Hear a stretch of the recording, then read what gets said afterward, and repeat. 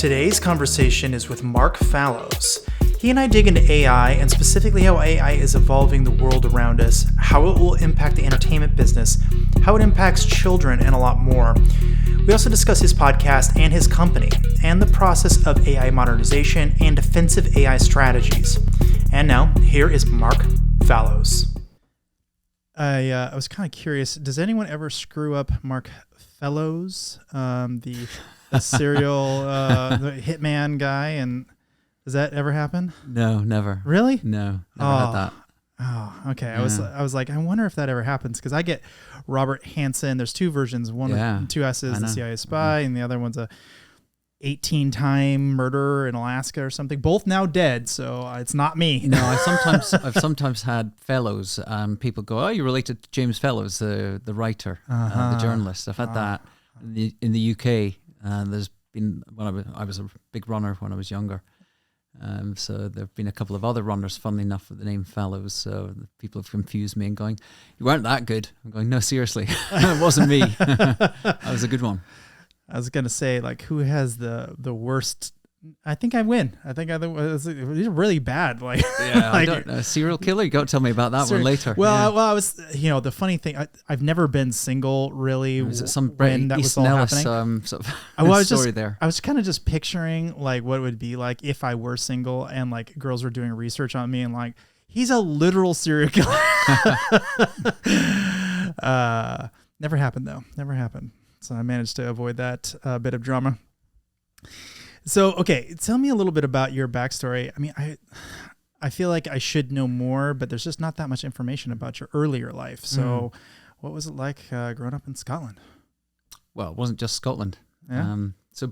Where do I start? I don't know. Where do you start? I'll try and make it as brief as possible. So born to mother and father. Father was in the Navy, Fleet Air Arm on aircraft carriers during the Second World War, joined up when he was 15. Wow. Fought in the Battle of the Pacific.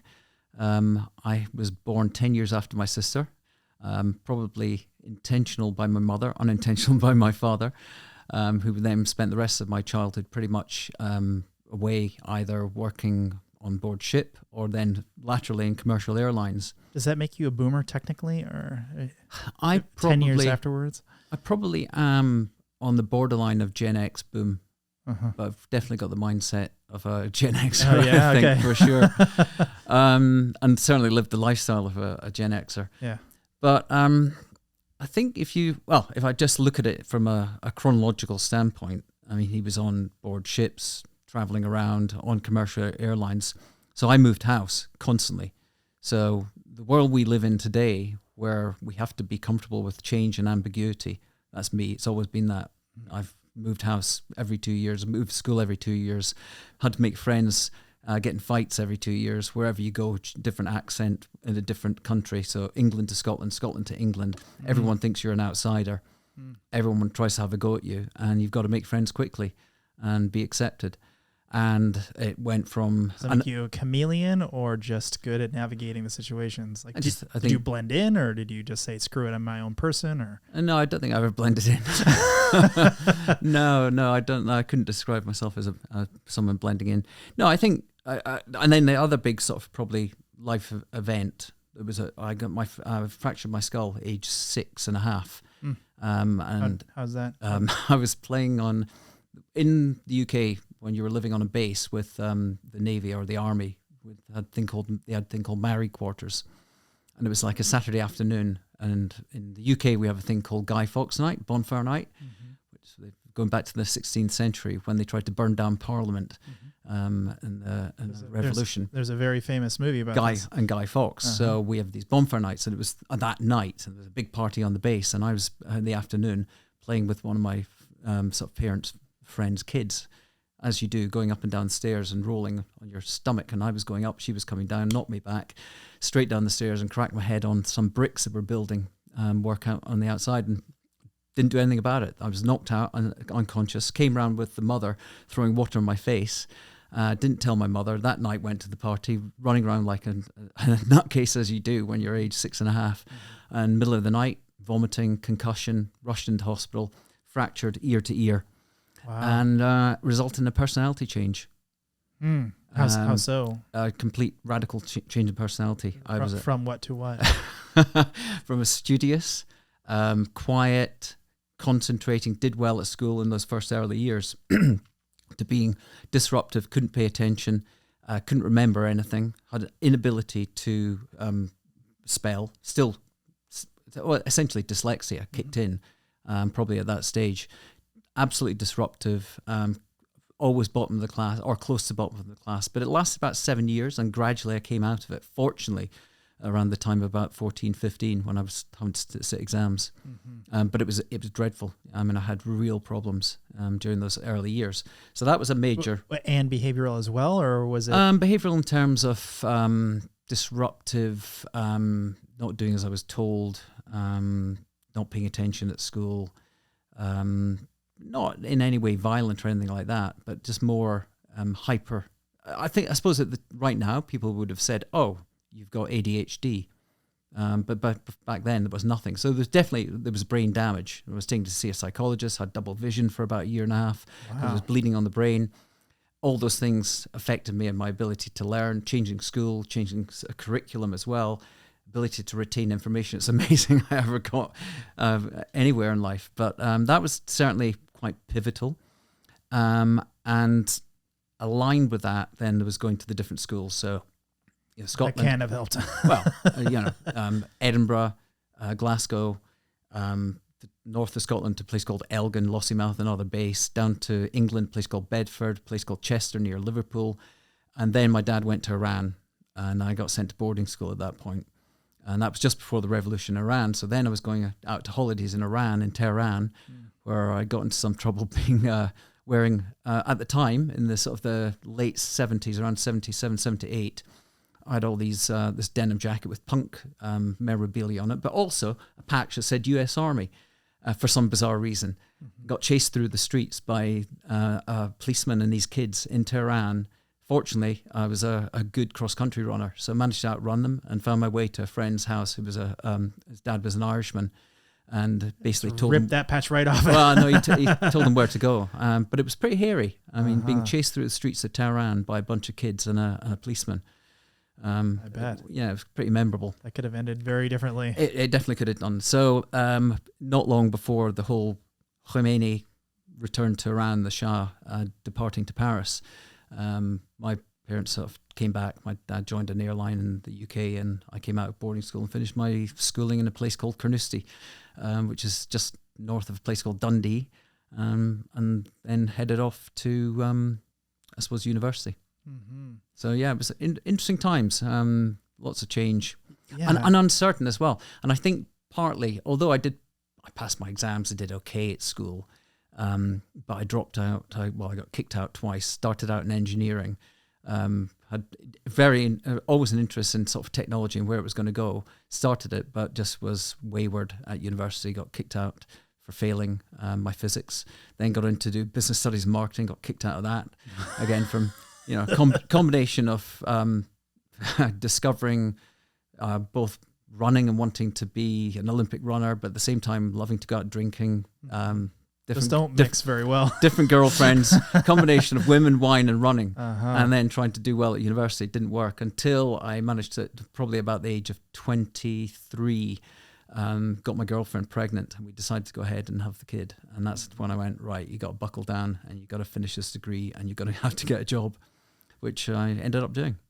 That's great. So backing up slightly, how do you feel that your sort of persona has been impacted by living in all those different places? Because and skipping forward a little bit, you've lived in many places in the United States as well. Yeah. Both coasts and Austin, and a little stint in Singapore. Okay, all right. So how do you feel like that shaped you?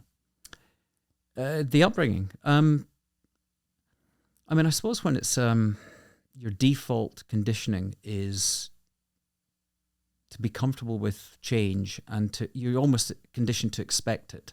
So you always become slightly footloose and a little bit, I don't want to say footloose. No, I think it's more a sense of you have a broader perspective on the world.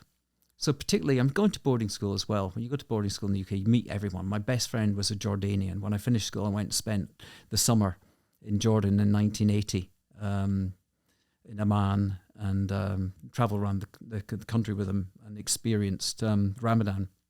So you've got this very. I certainly had a broader view of the world, and that my aims and ambitions were always to be more than just to settle down in Edinburgh or Glasgow, or even when I ended up in London. It was always, I want to experience the world. I want to. At first, my ambition was to be in the military.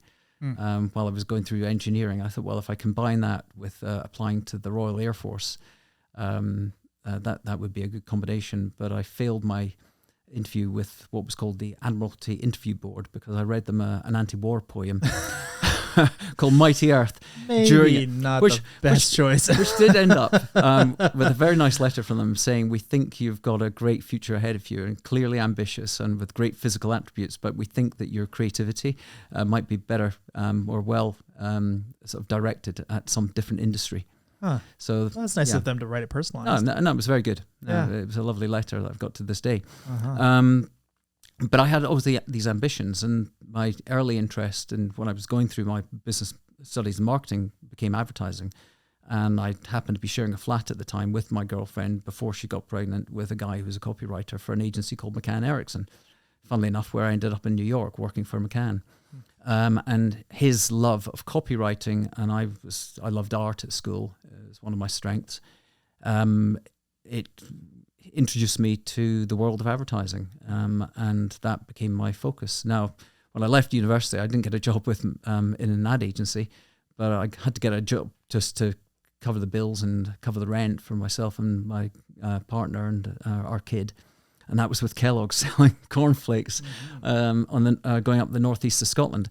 But within about a year and a half, one of my best mates happened to get a job at one of the top ad agencies in Scotland called the Leith Agency. And they just won a big account for Bass Brewers and the number one brand in Scotland, Tennent's Lager. They brought it back from London to Scotland, and they were looking for an account exec. And that was the entry level you get into advertising. So I went in for an interview, happened to have chicken pox at the time, but battled in there. Well, you got a kid. The kid gets chicken pox, you get it. I'd never had it as a kid. Went in there with a spotty face and a little bit of a temperature. Hell of an impression. Managed to get the job and then started out in advertising. But after 5 years... Did you put like makeup on it, or you just No, I just went in and said, listen, this isn't acne, this is chicken pox.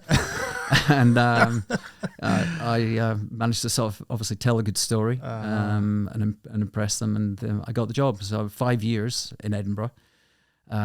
Great life in advertising, those early sort of days, late 80s, early 90s. First job was sent to Ireland on a shoot for Tennent's Lager, right at the heart of the Troubles, with a long-haired photographer called Graham Cornthwaite and a recovering alcoholic creative called Mike Coulter, and an assistant photographer called Johnny Haddock, and me, and this sort of very thin, because of my running, sort of Scottish English accent, rocking up in the middle of Belfast at checkpoints, and people going, okay, we know who you are. You're the photographers, and all right, you're the guys from Scotland, are you? And you're the English guy. And you sort of go, okay, these guys know who we are. And we've spent the next 3 weeks going around pubs in Ireland, East Belfast, West Belfast, and then into Dublin, taking photographs of people's lives. And that was my introduction to advertising. I thought, wow, this is a good life. Yeah. Did you have any passion for it before? Oh, but yeah, I mean, with my... you failed out of college doing it. Yeah, and I failed, but I got back in, I passed my degree, and Okay, I got my degree. So yeah, I mean, I had the sort of the requisite What was the draw there? Of the advertising industry? Advertising. Yeah.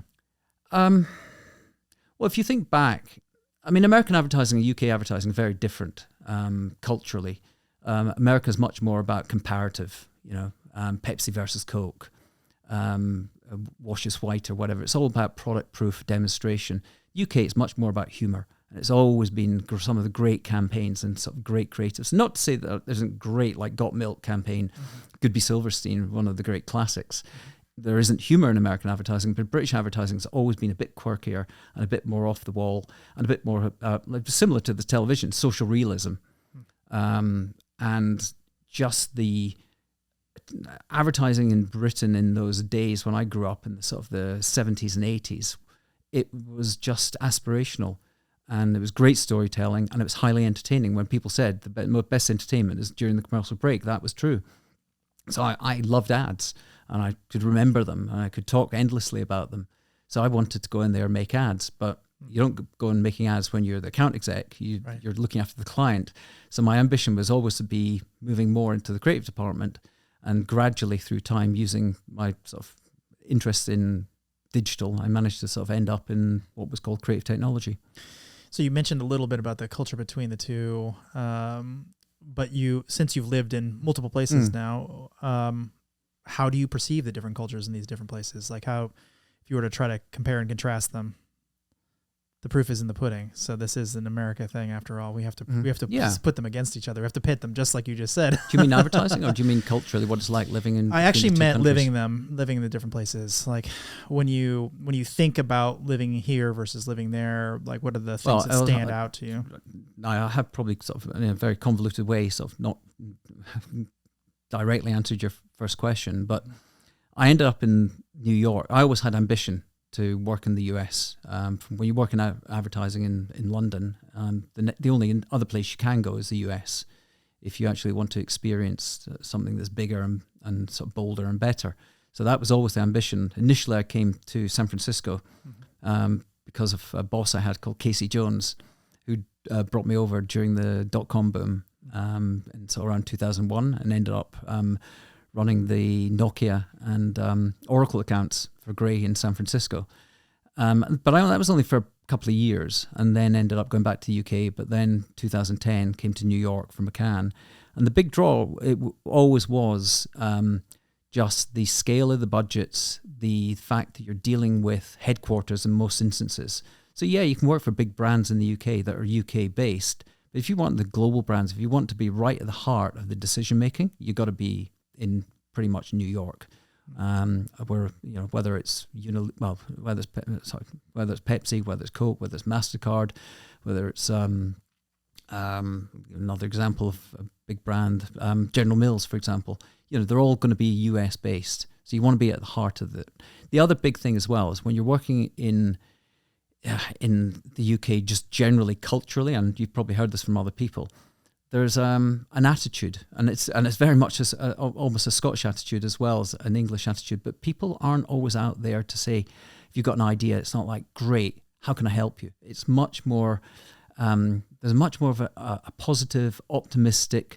We're here to help you get your ideas off the ground. I find in the US, and that I found that both in advertising and working in agencies, there were people who were more collaborative and supportive. So if you have an idea in Scotland or England, what? No, I mean, obviously in an agency, you're going to have your teams around you, and you're going to have the support of your close network. But generally, culturally, people, I'd say in the UK it's not I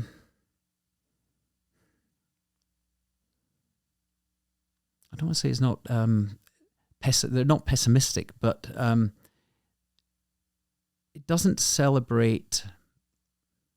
People don't celebrate people who are successful as much. They're more supporting the underdog. It's just a greater sense here that you've got. There's more support for, I think, startup culture that I've found here. When you've got an idea and you want to bring it to market, you'll always find someone willing to help you. It's harder in London to find that sort of support network, or in Scotland. I think it's just a cultural sort of nuance that's different in terms of just the way that people see the world. I've definitely seen that similar attitude echoed by other people, and they're like, well, we made a bunch of money doing whatever in not necessarily those two places, but elsewhere in Europe. And they're like, we don't advertise that we've made any money at all. It's like in the United States, it's you kind of, it's not like gaudy flaunt it, but you're like, yay, we sold a company. And, you're kind of like, you just put it out there like this is my success story. You put it on LinkedIn or whatever, right? Yeah.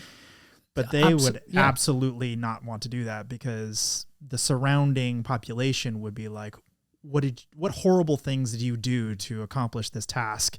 And so you must be an evil person or something like that. Well, I think there's also the one thing we have to be very cognizant of in the UK is just the class system. You know, so working class, middle class, and you know that whether you come from, and Scotland is obviously sort of traditionally very working class, and there is still an attitude, there are still barriers, and people have negative perceptions to the upper class and the privileged and the opportunities they are afforded and the inequities in the education system. And there's a strong sort of obviously respect for working class grit and getting on and doing well. But there's still an element of someone that does really well and they celebrate it. There's sort of people go, they want to put you down and they just go, who the hell do they think they are? You know, there's this sort of, it's not the same respect that you people afford, people that succeed in the US, in the UK that they do in the US. An example being, I don't know if you know the guys, Sean Puri and Sam Parr that run the podcast My First Million. No. So they're both serial entrepreneurs. One sold the Hustle newsletter to HubSpot, made a ton of money. They created My First Million podcast. Now, they just talk about business and success and making money. You do that in the UK, it's changed a little bit. But traditionally, people would just go, what a bunch of dicks. Who the hell do they think they are? I mean, or if someone in Scotland say, what a knob. But, you know, it's... So if you were to like try to categorize it, would you say it's jealousy, or is it considered gaudy, like, you know, nouveau riche and well, there's an element of the nouveau riche people in UK and class structure looking down at the nouveau riche that they don't come from sort of old money, so there's always that element as well. Gaudy, I mean, possibly. I just think it is their... People always celebrate the underdogs, and if someone's failed, it's, well, like, good on you, we're behind you, we got your back. It's just that it's a different sort of cultural sensibility than exists here. So I think in the United States we celebrate the underdog as well, but we celebrate them coming out of being an underdog as opposed to staying there. And when they achieve success, yeah. Right, yeah. It's like you want the happy ending part of the story. You just don't want the part where they're at the bottom. You know, it's like, no, well, let's get you out of there. Let's do it together, and that's the success story. That's what we're all after, is somebody having some... They bottomed out, you know, drugs and alcohol, horrible life, and then they met the woman of their dreams and went sober. And like, you want the arc, you know, you want the... Yeah, and I think it is changing somewhat in the UK. I mean, I've got friends in London that are very involved in sort of startup culture, and I think you've got now more of a support network emerging in places. But London's a country almost unto itself. It's different to the rest. It's also a melting pot too. Yeah, it's a lot of different cultures. Essentially, it's a global city like New York. But, you know, I've got, for example, I've got a friend, a guy I interviewed for my podcast, Don Smith, was a wonderful copywriter at Leith Agency, went on to run a digital agency in London, and then decided, I want to be an inventor. I invented a strip. So instead of having an asthma pump that, you know, people pump the air into their mouth, which gives the sort of the whatever the drug is that helps with asthma, he had this idea to create a little strip, like you peel it off, you put it on your tongue.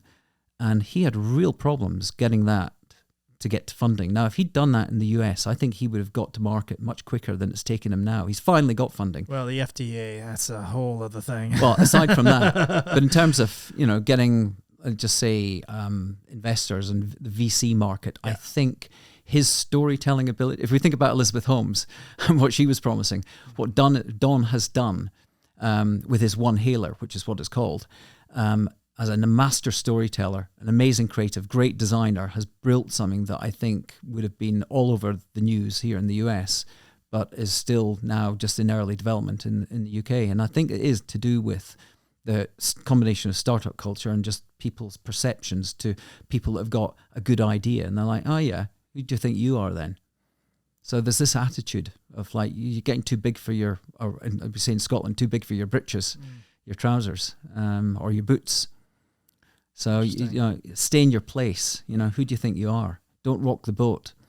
And it is that whole thing in America. Self-reinforcing caste system. Well, I mean, it is a cliche to say, you know, if you can make it in New York, you make it here, you can make it anywhere. But that's an attitude in America that anyone can go from anything, from nothing to something.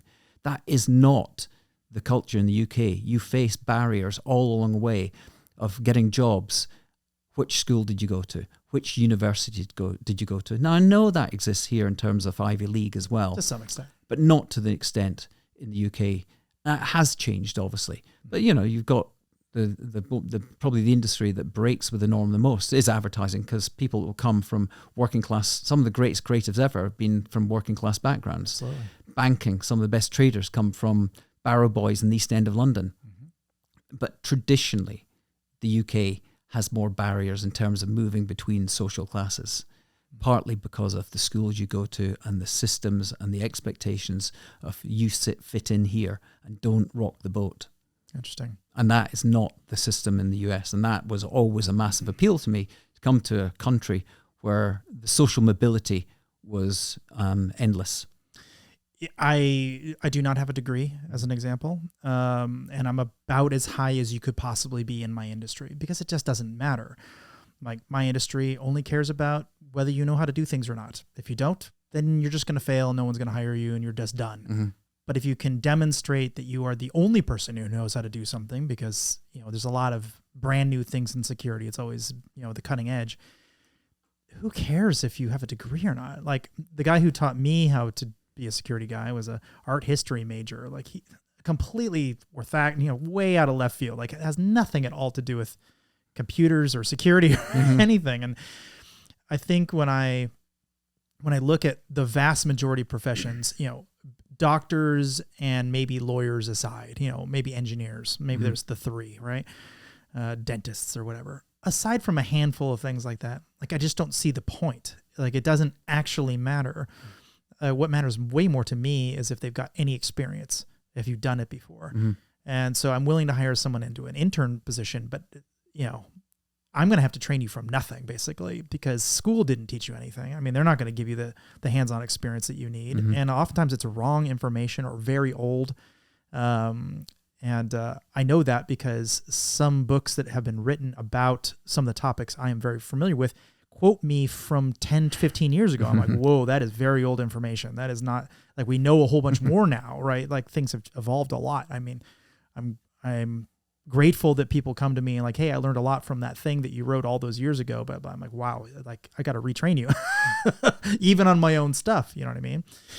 But that's interesting. You raise that, because that one of the questions I wanted to ask you is, as we're entering this rapidly changing and accelerating world of AI, what happens to education? What happens to the future of universities, the role of universities, role of degrees, the role of on-job training, as functions are going to be replaced, new roles may emerge. But what would you do with a child now if they were entering sort of K through 12 education? What do our policymakers do? I mean, I generally think you should keep kids away from screens at that age in general. They just don't know how to self-regulate. I don't even mean like unfettered access to the internet. I mean at all. They just have a hard time separating that they need to get out of the house and they need to get vitamin D and they need to exercise and all that stuff. So generally, I don't think it should impact them very much. Obviously, lots of people are going to do that to their kids. They're going to plop them right down in front of a computer and say, here's ChatGPT, ask it anything you want to know. And with zero filters or understanding of what that is or how it works or anything. And their kids will get an education. They'll learn something. I don't know how good it's going to be. ChatGPT lies and hallucinates a lot, but by design to some degree. And also there's just some flaws as well. I wish I could say it's going to be great. It's going to be good times ahead, but I suspect what we're going to see is a middling. Things are going to get to this. The way a stochastic gradient descent works is the most likely common words are the ones that are most likely to appear on the screen. And unfortunately, in my world, almost nothing fits in the middle of that curve. Like nothing. Like I was doing some research about Mark Fallows and, also like serial killers and hitmen and, CIA spies. And that was just a throwaway thing at the beginning of the conversation. That was like not even really part of the conversation. That was just kind of a funny thing. if you were to say, like, please give me all this information about serial killers, I mean, it might do it. It also might lie. It also might go, wow, this guy's to be watched or whatever. You know what I mean? There's all this, there's all these problems with that. And certainly it's not going to just give me serial killer when I'm asking an arbitrary question. It's going to try to give me the mean, you know, what's a normal person like or whatever. They're like this, but the problem is, if you're in security, if you're in any type of the military, let's say, or police, it's kind of all, I would put them in one bucket. But also social work, if you're trying to do like social sciences or something, if you're a politician who's trying to understand what the ramifications of some law or, you know, some set of policies might create.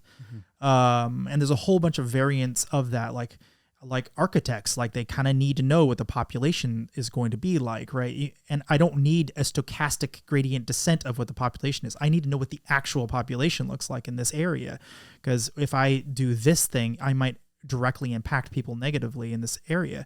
Like, you can't get the mean. You have to get the right answer in a lot of these job functions. So if you're saying that that's okay, that somebody manipulates the results to be in one direction or another, you're basically saying that all of those professions don't matter, or at minimum that they shouldn't take advantage of AI, which is ridiculous. I mean, that is absolutely backwards thinking. So when I think about kids, like trying to learn, what are we giving them as a tool? Are we giving them the raw information? And some might say, well, we shouldn't have raw information for kids. Kids should always go through some mediator, because we don't want to give them like straight up people like getting murdered. Well, okay, then they're not going to learn about the Holocaust. You know what I mean? That's just going to be unavailable information to them. Or, you know, well, like what does sociopathic people look like? Well, I'm not going to talk about like very weird, like mental disorders that might lead someone to kill somebody or suicide or whatever. Well, I'm not going to end up being a psychologist then, because I'm not going to be able to learn about these weird things about society. And so this is why, is another reason, one of many reasons, I actually don't think kids are well suited for the internet without supervision, or really kind of at all in some cases. But I don't know. What do you think? It's a massive area.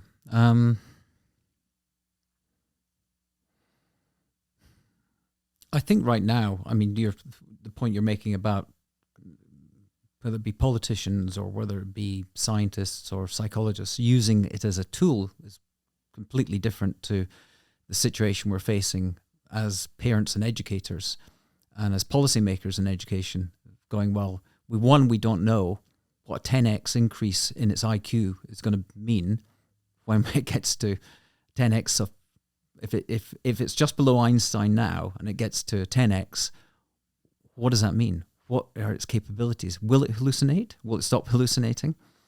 What will that open up in terms of its ability as a piece of technology to create personalized training and education packages for children that could be determined with very good prompts by parents and teachers to create the personalized education package for Mark or for Robert, wee Robert and wee Mark back in the day. I mean, if you could do that, then it opens up huge possibilities. But you can't. But that probably won't happen. Right. You just can't. I mean, not the way the current technology works at all. And then the bigger question is, well, if they are interested, one in psychology and engineering, or criminal sciences. Yeah, exactly. Criminology. Then one, will that role exist as a job 10, 15 years from now? Because we don't know where this technology is going to go. And if it does, and you're saying that it's been trained not to take you down certain paths or rabbit holes to learn the things they need to do to be a good criminologist, then, you know, then there are limitations in it. So how do you then create an alternative system for education to ensure that people can go down that path without using it? But then it still raises the question: is what are these roles going to? What are the roles people going to fulfill 10, 15 years down the line? We just don't know. There's no one that can predict it. And I think that is the terrifying thing. And I'm sure I would love to be a fly on the wall inside sort of educational policymakers discussing curriculum over the next 10 or 15 years. I know that obviously there's the obvious question as well: do we let, I'll give an example. I was in London staying with a friend, and won't give away exactly who that might be, but one of the kids is going through masters at the moment, was given an assignment to write an essay, 4,000-word essay, about borders and the changing nature of borders and how we should think about borders in relation to geopolitics and what's happened after COVID and with the impact of technology. Now, I sat down with her and we just went through a very long, intricate prompt, and it generated great content for her. Now, credit to her. She said, well, this is good, but I actually want to sit and reflect on this myself and do the work myself. Now, a lot of kids aren't going to do that. A lot of kids are going to go, no, I'm just going to take this. Yeah, but when you say good, I think the right way to phrase that is it is better than you can do. And you, my friend, are probably not very good in at analyzing. Sure, yeah. Way better at getting it quickly. Mm-hmm. But it actually is probably not better than you. If you actually did the research and you actually became an expert in all those areas, you probably would have much more complicated, much more sophisticated thoughts. But it turns out that like I might be good at, out of 100 things, I might be very good at 1%, let's say, and maybe even an expert at 0.01% of those things. So there is 99% that I'm just not very good at. I'm really not. I don't know anything about basket weaving, for instance. So if I'm going to write shame on you, if I'm or like, Macedonian like poetry or something, like, what do I know about that? I know nothing. I don't even know the language. But I do know that such a thing exists. And so if I have the question of it can produce something that is going to be way better than I am, even if it's not been well trained on that kind of data, it's still going to be way better than I am. But if you're from Macedonia and you look at it, you're like, oof, this is a pretty bad poem, man. And I would, it's kind of like roses are red kind of thing. Like, yeah, it technically is a poem, but and yes, it is definitely better than you can do, but I don't have the frame of reference to even know how bad that actually is, because that's how much of the world is unavailable to me in my brain. But you put it in my wheelhouse where it's working on things I actually am an expert in, and it's wrong all over the place. And so if it's wrong all over the place in areas I care about, I have to extrapolate and go, this is actually not very good. That's it. If I'm trying to write something where I just need like a corpus of text, and I kind of need something to fill in, and call it an outline or something, yeah, it's a good place to start as any. I'm going to have to modify it significantly. It's not going to be very good. I'm actually writing a presentation right now, and I just, it's like there's a ChatGPT plugin for like Copilot plugin or whatever for the online version of PowerPoint. So I'm like, okay, great. Create 10 slides. It wouldn't let me create more than 10 slides. I'm like, okay, well, this is going to be a very short presentation, but whatever, just try it anyway. And it produced something that was terrible, but it was a good enough place to start where I'm like, okay, I can completely remove these slides and add this and whatever. And I think that will expedite lazy work. But it will not take the place of anything that needs to be professionally done. Isn't that going to be the real issue, the critical issue? Well, you have, because of your combination of your upbringing, you're self-educated, you're curious-minded, have got a level of critical thinking that allows you to evaluate a piece of content and make a decision about what is good, what is bad, what is you're indifferent about. How are we going to ensure that kids are being brought up with AI develop those critical thinking skills to work with the content that is generated from their prompts, or even capable enough to write logical, coherent, well thought out prompts if they are not given the specific education that to develop these critical skills? I think this is something that's been lacking for a while now. And I think it's going to get much, much, much, much worse, actually, is logic. Logic is not really taught anymore. Like, you can take specialized classes for it in college or whatever, but it's not really taught the sort of standard fare curriculum. But I think if you extrapolate and you say, I want you to logically prove every word you just said, like down to the word, like, why did you choose that word? And you just get them used to doing it just for a while as an experiment, right? Get them used to the process of doing it. Makes it easier for them to spot things like take 2 documents. Which one of these is an editorial? they both read like newspaper articles. Which one of them is clearly an editorial? And so now they have to go like, wait, okay, did they ever use the word I? Do they, so those kind of obvious keywords. But like this one uses a lot of sort of defamatory adjectives outside of quotes. Mm-hmm. That's an editorial. That is not a news article. It reads like a news article otherwise, but it is clearly with a very heavy tilt in one direction. Not labeled editorial anywhere. That's logic. That's where you start like breaking these things down. And so if you're given a body of text, you have no idea who the author is. You don't know if it's like correct. You don't know where the details come from. And just say, find all the problems with this article. Mm-hmm. And you just give them this experiment. And I think pretty much every grade should be doing this. Like, just tell me what's wrong with this. Get kids accustomed to being lied to so that they can spot it, so that they can go, okay, here's a fact. I should probably go double check that fact. It's not a fact. It's just something someone says is a fact. I should probably double check this. And you go check it, and you should probably check more than one source. And you're like, okay, well, it's kind of true. Like the first part's true, but then they made some weird, assumptions about it afterwards. So like the second half is not true. It's like, okay, well, that's even more scary because, there people are like smuggling in their agenda in the middle of a fact. You know what I mean? So getting them used to slicing and dicing things, I think it's going to be the only way forward. And what it's going to mean is that they're going to lose faith in institution. Yeah, I was going to say the big question, a word that comes to mind is trust. They're going to lose it. And because how can anyone trust? You take about having the ability to look logically at a piece of content and identify what it seems to be factual or to make sense.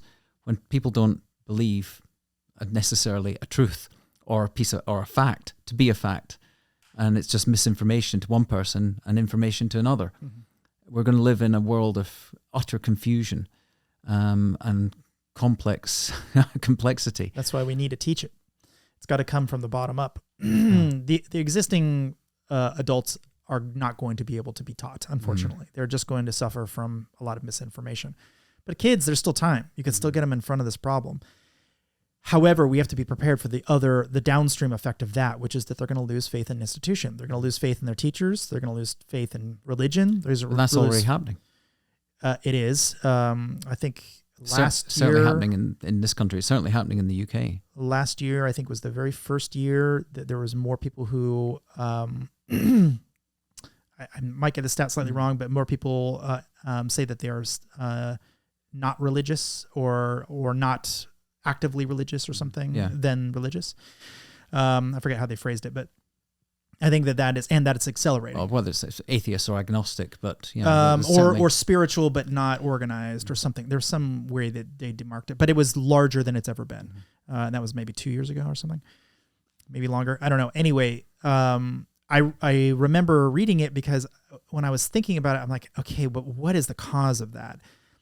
Is it media? Is it their friend groups? Is it lack of these institutions doing the things that they used to do or having the hold that they used to have? Like, what is the root cause of that? Break down the family unit, breakdown of communities. Yeah, all of that. Acceleration of sort of separation during COVID, probably package them all together. I think you could. And I think you could also add in more and more fake news. Mm-hmm. And now they're seeing it. Now kids are seeing it. They're like, one kid will come to school with some garbage. And they're like, that's not true. That never happened. And it's funny because like occasionally, like, like young teens will send me something like, hey, you should check this thing out. And I'm like, sorry to tell you, man, this is absolutely not true. Like, and provably not true. And here's the information on it. And the reaction isn't like, oh man, thank you so much for stopping me from spreading this like obvious falsehood. It's like, oh man, it's like, what else have I been sharing? It's like this internal, like, ugh. Well, you saw that a shocking stat a couple of weeks ago that came out around the Holocaust and the different generations' perceptions of the reality, that it was 0.1% of boomers believed the Holocaust didn't exist. And it went down from 0.01% to about 1% of Gen Xers to maybe 1.5% of millennials. And then when it got to Gen Z, 20% think that it didn't occur. You're going, that's insane. Now, where's that coming from? Is it misinformation from TikTok? Is it the Chinese Communist Party? Who is spreading this? Someone's behind it. Mm-hmm. or just a failure of education, right? Yeah. I mean, I don't have a ton of faith in education in general, in the United States in particular. I don't know. And I don't think AI is going to help, because AI is just going to regurgitate whatever the mean is. And so if conspiracy theories get more and more credence online, it'll just start regurgitating it as fact. Something that I'm trying to understand is that these large learning models feed off what's on the internet and books and other content that we feed it. But increasingly, it's using the data that we generate from the questions we ask it and the content. Data. Yeah. So where does that take us? I mean, you just think even about a greater middling, which is terrifying. Yes. The pit of utter sort of confusion. Yeah, and most of the marketers I know want their stuff heavily indexed. Mm-hmm. So if they can get it heavily indexed by not writing anything, so now Google's going to find it easier. It's going to be indexed by Common Crawl. It's going to be something that a lot of search engines or companies like OpenAI can go scrape very readily, and they didn't have to write a word of it because OpenAI can produce it for them. Yeah, it's gonna create a greater middling. Do you think there's a role for citations in AI results? So this is already happening on some, like Bing, for instance. You can see that today. To some extent, yes, absolutely. I do like the ability to know the provenance of any data that's presented to me. I like that. I think it's the only reason I would ever consider using it versus a traditional search engine. If it can provide me both its analysis and the results, where it got the data. But other than that, I'm not sure it provides much, because really it just adds friction to most people. Most people just want the data. They don't want to actually click the link and go to the next page. But yeah, I mean, I think it's cool. I think the idea of using an LLM to take data that it's been pulled in from those three sources, let's say, and then combine them into a summary document is actually quite useful. And I think there is a role for that. It's interesting, just as you're talking about the dilution, let's say, of trust, believability, faith in institutions. One of the great campaigns, probably one of my favorite top 3 campaigns ever, is for The Guardian newspaper in the UK. And it's an ad, simple black and white ad, called Points of View. And the ad begins with you seeing this businessman, London city businessman, bowler hat, walking past the building site.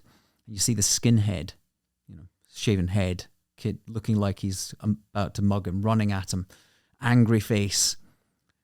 And then it opens up. And then you see the guy coming closer to him, about to grab him. And then it opens up further, and you see that there's bricks coming down, about to hit the guy, and the skinhead grabs him, pushes him out of the way. Mm-hmm. And it's only when you see things from all perspectives do you get the proper point of view. And I can't remember the exact line, but it was a lovely little just end line like that. And it was The Guardian. So I think there is some different. And just to finish on that, that's why we don't. The issue, and I love playing around with whether it be ChatGPT or with Claude, or even now just with a little bit with Bing, and looking forward to what's happening with Gemini. But if it's just information we consume by the questions we ask, where do we get to when we can just discover information by reading or listening to people present to us interesting perspectives that we would never otherwise discover? My deep worry is that we get drawn into these rabbit holes of interest that we can never broaden our perspectives and points of view on the world. And that's, I think, also the big worry for education. Weirdly, this is something AI would be very good at. You could basically say, here's my question, answer it to the best of your ability, and then provide a counter argument. So at least then you have something like, geez, like there's this whole other way of thinking about this thing. I should probably stop and, reassess my opinions on things. I think it actually could do that quite easily. In fact, you could probably do it with custom prompt and have it automatically do it on every single thing you do. But it would be better if it was a button I could turn on and say, always give me the counter argument on everything. Well, that was or maybe even counterfactual. Like, tell me something that which I don't actually agree it knows anything, but it to be this thing. I know your safety protocols say you're not allowed to think it's not this thing, but do it anyway, because there might be something very useful in that counterfactual. No, I think that's really interesting. There was, I think when we first spoke, there was a search engine I'd subscribed to. It was a paid search engine from the ex-head of engineering at Google called Neva. And it was like $5 a month. But the great thing that they introduced towards the end, before it folded because it didn't get product market fit, was on the searches that were AI generated, you ask it for an answer. Let's say it was a political question. It gives you both. You could see in the results, here's a left leaning, here's a right leaning, and here's a middle perspective. And I thought that was brilliant, be able to sort of see, because we all know the impact that search has had on the way that we get into the filter bubbles that we've experienced for the last 10 or 15 years. That, in theory, will only get worse if policymakers or decision makers within these AI companies don't actually do something like you're suggesting. Yeah, it will get worse. It's already really bad, by the way. I don't know how much you've focused on this particular area, but one quick going back slightly. Yeah. Hallucinations are caused by many different things. Some of it's purely technical, just the way the systems work. Related to that gradient descent thing I was talking about with the middling issue. That's one way. Another way has to do with encoding and decoding of the circuits that it uses. That causes a type of compression, and that compression you lose fidelity. So things that are nearby one another, it can kind of flip over to a totally different word and cause weird things to happen. And then it's sort of committed at that point, and it's doing these weird words, and now it's made up this crazy thing. But then the other way is just straight up lies, like absolute lies. And it can come from the training data, like, just fake news, people putting fake stuff out there.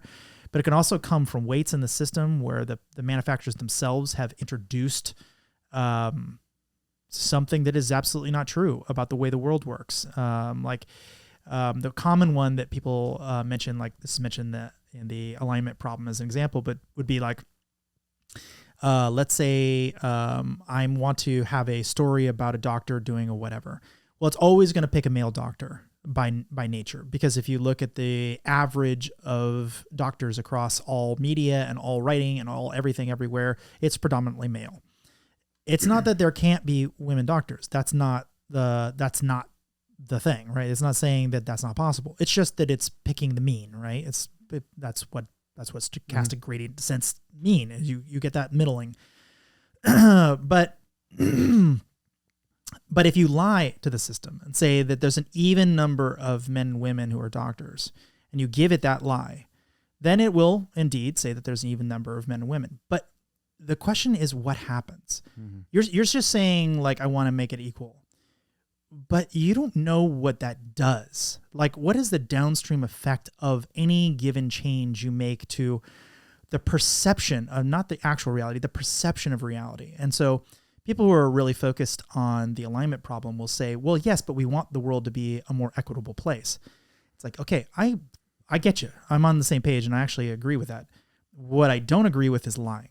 Like that, it causes all kinds of downstream problems.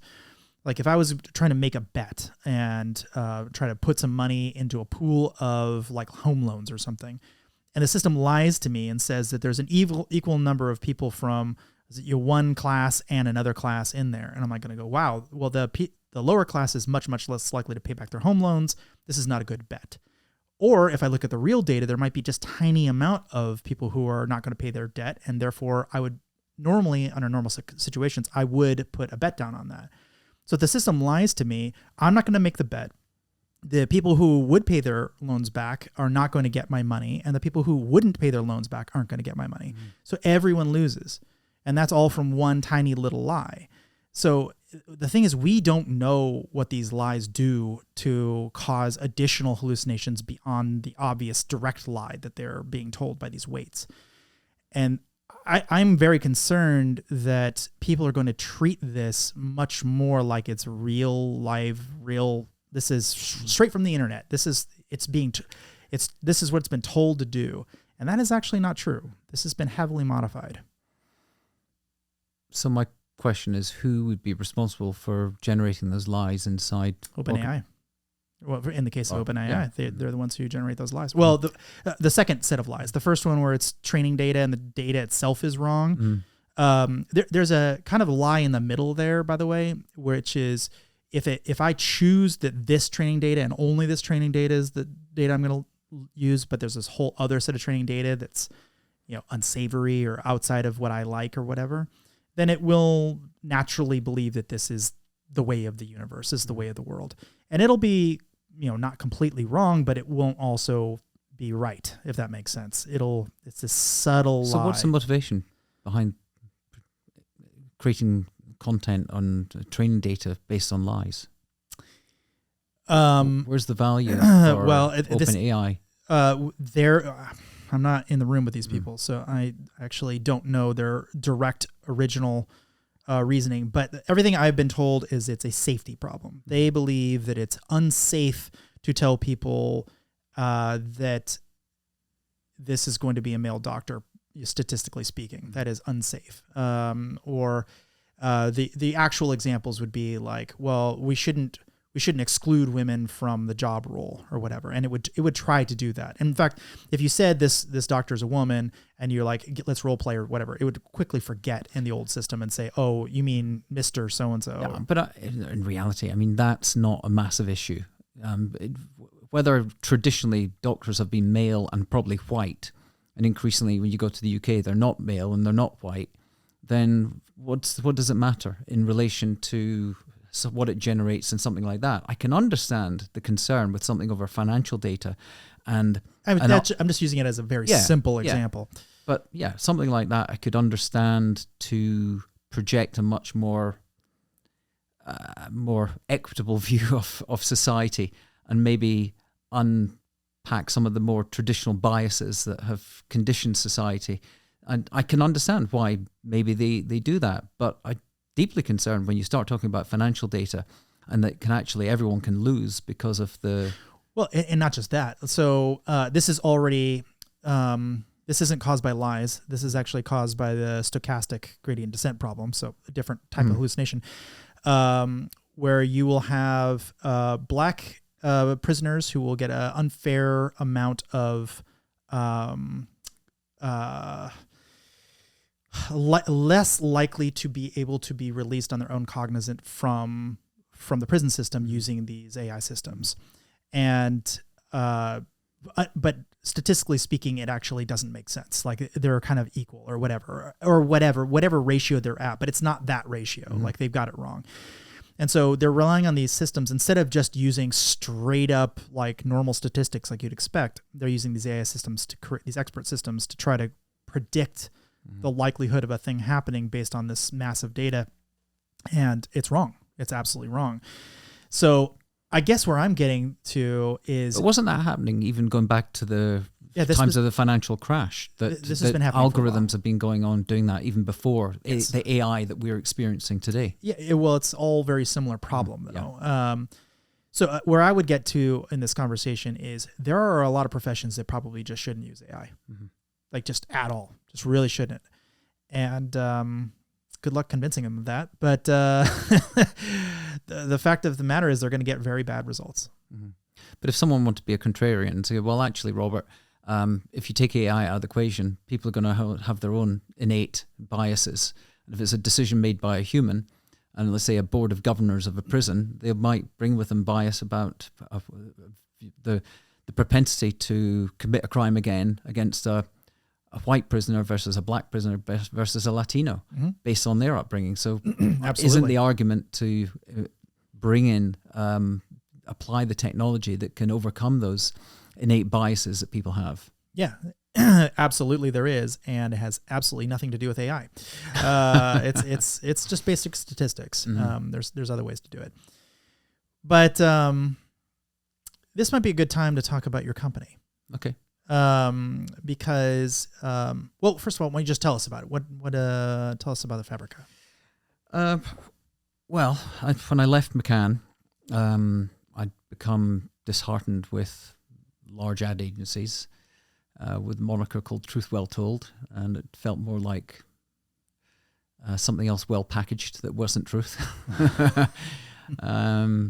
But also coming out of the financial crash, increasingly people in the industry and the people I spoke to felt increasingly common comments people were making is all we're doing is selling shit to people they don't need for money they don't have, and resulting in content garbage ending up in landfills, and it's not good for society. And at the same time, you're selling people food that's contributing to diabetes, to ill health, to obesity, and then at the same time doing advertising for anti-obesity and diabetes drugs to solve the issue that's been caused by the food that you've been selling them. Mm-hmm. So the whole advertising industrial complex, although was increasingly around that sort of time between the sort of the 2006 to 2012, was obsessed with purposeful brand purpose. It was a minutiae in relation to the sort of the focus and the energy to actually of just hard sell. And I was working for an agency at the time, running a technology team of developers, designers, and UX people. And it was decided at that time that it was no longer needed, which was bizarre. It was 2013, but it's serendipity. Something I really believe in. Our team was laid off, and it gave me the chance to pivot and say, well, if this is a time in life, where do you see yourself for the next 10, 20, 30 years of your life? You want to go back and get another job for a big agency. You've been to New York, been to San Francisco, worked in London. Well, just do more of the same, or use this as an opportunity to sort of change direction. And I fortunately had a client, IKEA, that wanted me to do some work for them. We'd just built an augmented reality application for them, doing the scanning of the catalogue to bring to life furniture using AR, and ended up doing some consulting work for them around the future of their digital catalogue and their storytelling. And as a result of that, then met some people and did a couple of failed startups, which is, I think, sort of par for the course if you don't fail in a startup. Well, that's the best education you can get. Yeah, and it was great. One, I sort of worked with a German engineer on a 2-versus-2 miniature soccer pitch that was all about developing faster football or soccer skills for kids in this hexagonal pitch. We sold it into Liverpool Football Club, but the cost of the indemnity insurance for them to use it, they wanted us to cover. And we just couldn't justify, we couldn't get the funds to do that. So that died a death. Then did an app for social gaming, another football app, which was social betting between friends. Built it, raised some funds, got to a certain reasonable level, but didn't get product market fit. We ran out of runway. And like all combination, I suppose, of the two key factors of why startups fail is lack of unified vision between the founders team, and also lack of product market fit. And they both happen to conspire to end that startup. And that's when myself and my partner Elaine decided to create Fabrica Collective, with the idea of and having worked in big agency networks, the idea of a network is that you have all these associated companies you can call on and deliver a promise to clients. We can do anything for you.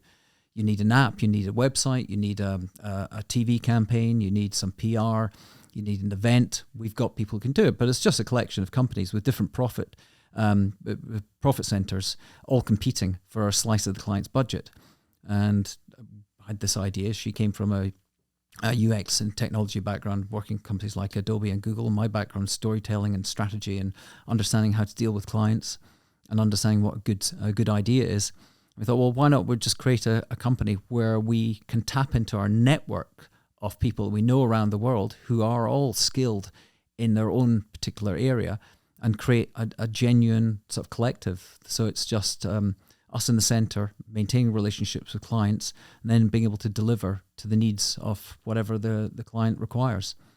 And that's what we've set out to do. And that at the same time, as we were setting that up, and had an idea to think, well, I'm really interested in storytelling and podcasting, and it's been too long. I started thinking about podcasting in 2000. Let's get that in a second, though. Okay, the company. I want to stay on the company because AI happening. Yeah. And so what are you telling your clients? Like, how are you? Okay. How Well, are that's okay. So let's just go back. So in 2018, we formed Fabrica Collective to be this virtual network of talent that we could pull in to solve any business problem, whether it's a piece of technology, whether it's a bit of storytelling, or whether it's an event, or a piece of sort of social media advertising, whatever. And yeah, we got really good traction. Even all through the pandemic, we were busy getting projects. People obviously wanted to focus on their digital presence a lot during the pandemic, so it was great. Yeah. Certainly now, I think we are at an inflection point. I've spent probably the last 6 months doing as many sort of AI-related sort of courses and seminars and workshops to understand how this is going to, one, affect my life, my business, my clients as well, and then how to actually sort of pivot, one, either in a world where my business isn't reliant on AI, and at the same time, how to utilize AI in a way to add value to clients and to guide them. Because certainly the conversations I'm having with the clients, and they range from biggest client is a MarTech company in the UK called Bliss, to small independent psychology practices in New York, to property development companies in Germany and e-commerce brands in Mexico. So they're all very different, but all of them are very aware and cognizant of the risks and the opportunities of AI to their businesses. Now, obviously, each one of them is going to affect them differently on many levels. Now, and we probably haven't got enough time in this podcast to delve into how it can affect them both vertically and horizontally across all their businesses. But you just take looking at a psychotherapist, and well, let's think about not just the way that their business changed during COVID to go virtual, but what happens when you have AI therapists that at some point will probably happen. I've already built one. Exactly. So yeah, it's not very good, but yeah, but it's better than you'd expect, though. But 3 years from now, so then Yeah. how do you start to advise them to sort of understand how this technology is going to affect their business, and how can they get on that flywheel? So how do you go about creating a strategy around that? Like, do you just sort of diagnose their business and just go through every aspect of it and try to? I mean, how does that work? Well, I think first of all, you've got to establish where they are on the fly. Are they on the flywheel, or are they not? And, do they want to use it as an assistant? Do they want to use AI as a strategist to help them with their strategy? Or do you want them to help you with actually creation in their business? And that's on one level. And then you've got to think about it. Are they just trying to optimize their business and use it as a way to become a little bit more efficient and to move faster and increase their productivity? Or are they trying to accelerate their business in some way to develop new products and services, and to, they may have already been using technology. I mean, let's face it, we know that so many companies have gone through digital transformation over the last few years and are well aware of and applying technology. But this is a step change altogether. So how can they start to think about new products and services that could be built using the technology? So everyone's different. It's trying to find an evaluation criteria to work with them through workshopping to find out where they are on the. So it's a workshop. You actually have to, Yeah. I feel like something is coming, and it's similar. I'm sure you remember, like 5-10 years ago, there was this big IT modernization effort. Mm-hmm. I think there's going to be an AI modernization effort. It's like, take every part of my business, slice and dice it, and figure out where AI can plug in. And vast majority of the places shouldn't probably use AI, but some clever engineer will figure out that they can, and and so it'll be there. Wouldn't recommend it, but as a result, there will be this, I don't know, call it a land grab for as many places as you can insert an LLM or generative AI in whatever context we're talking about. Maybe it's images or something, to speed up the pipeline. And some very smart people I know, like Daniel Miessler, for instance, are working on creating entire pipelines. Like, you'll type in like 3 commands, and it'll paste whatever you just had in your clipboard to a system. It'll take that, it'll summarize it and turn it into a blog post, and then paste it to this, work board, and then go to Midjourney and create a, image for it and put an image there and then create tags for it. And it's all this pipeline. It's just this long command. And each one of those things is a separate command. He just pipes them all together. And then he has a newsletter. It's just done. Yeah. It's not like he didn't put any thought into it, but he did very little work compared to how much that would normally take. And then it's just a matter of editing. It's like, I wouldn't use that word or whatever. But it even knows how to speak in his writing because of the prompts, the heavy prompts that he has and rags and whatever. Well, I think that's one of the things I've seen to a couple of my clients that are more, let's say, attuned to the opportunities is certainly with ChatGPT, is go in and build your profile. Tell it, give it an insight into who you are, what your motivations are, what your expectations are of it as an assistant. Discuss your tone of voice, the different tones of voice, the different personas you use at different times, so that it starts to understand the appropriate and the most appropriate sort of solution in the content based on the nature of the prompt. Because we all have different personas. I mean, the way that I'm sure you're using it in multiple aspects of your life, it can be from personal, it can be business, it can be for leisure, could be related to financial. And so every time you're going to have a different lens through which you want it to generate the results. And I think giving that your own persona, your own context to humanize yourself is a key first step for any client. Yes. What I realized when I was very first starting to play with it, whatever it was, a year ago or whatever, I realized that I had to deliver it a different persona based on what I was doing each time. Mm-hmm. Like if I'm leisure or whatever, it's like, I don't want to talk about work. I don't want to talk about whatever. I just here, just find me cool things to do, on the weekend or whatever. Mm-hmm. Right? I don't want to think about work or whatever. But if it's work, it's got to be and not just work. It's got to be this very specific stuff about work. It's got to be, super rigid controls. And I don't want to talk about the weekend. And I don't want to talk about safety protocols. Leave me the hell alone. I'm just trying to get this thing done. Like a real business context. So I think that you really need to be very bespoke, especially with your clients. No, I think even with, I'm just saying the base level is build that your own personal persona, for the, build your own persona for whether it be ChatGPT or 4.5 or whatever model you're using.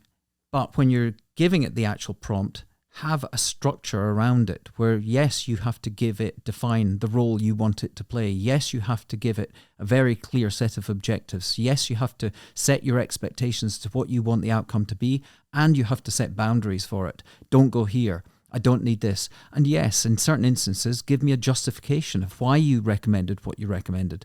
And then after that, there's going to be more, and you can go even further. So I think starting to build in a logical structure of how we all think about the nature of writing a prompt, that it isn't something that you can just shoot off one sentence like that. See, this is I think a pretty big failing of LLMs. So what I really want is the output, and then a side panel or whatever to tell me why it came up with that. Because honestly, usually this, the knowledge of how it got there is not particularly useful. It's more like, I need an outline. I don't need to know why you came up with this outline. That's irrelevant. Just, good enough for now. Or I need a paragraph summary of this bio or something. Like, I don't need to know why you came up with that. Especially don't need it in line of, here's the complexities of you or whatever, just that needs to live somewhere else. But it's similar to when you're talking to a human, you just came up with 500 words there in that last thing you just said. I don't need to know every detail about how you got there unless I do. And then I ask you the question, and then you can deliver me the provenance of this thought pattern you came up with. I think that's a pretty big failing of LLMs, actually. Yeah, obviously there's the underlying sort of technology to be able to deliver that. But at the same time, I think there's one of the areas I think it needs a lot of work is in terms of just the UX design for these LLMs. They have a long way to go. Yeah, they're horrible. Okay, so what advice are you giving executives now? Like, are you saying, okay, you got to have a strategy? Are you saying, like, come to me if you need it? Like, how would you, I'm sure a lot of, executives are listening. Like, what would you say? Like, this is what you need to do. Mm-hmm.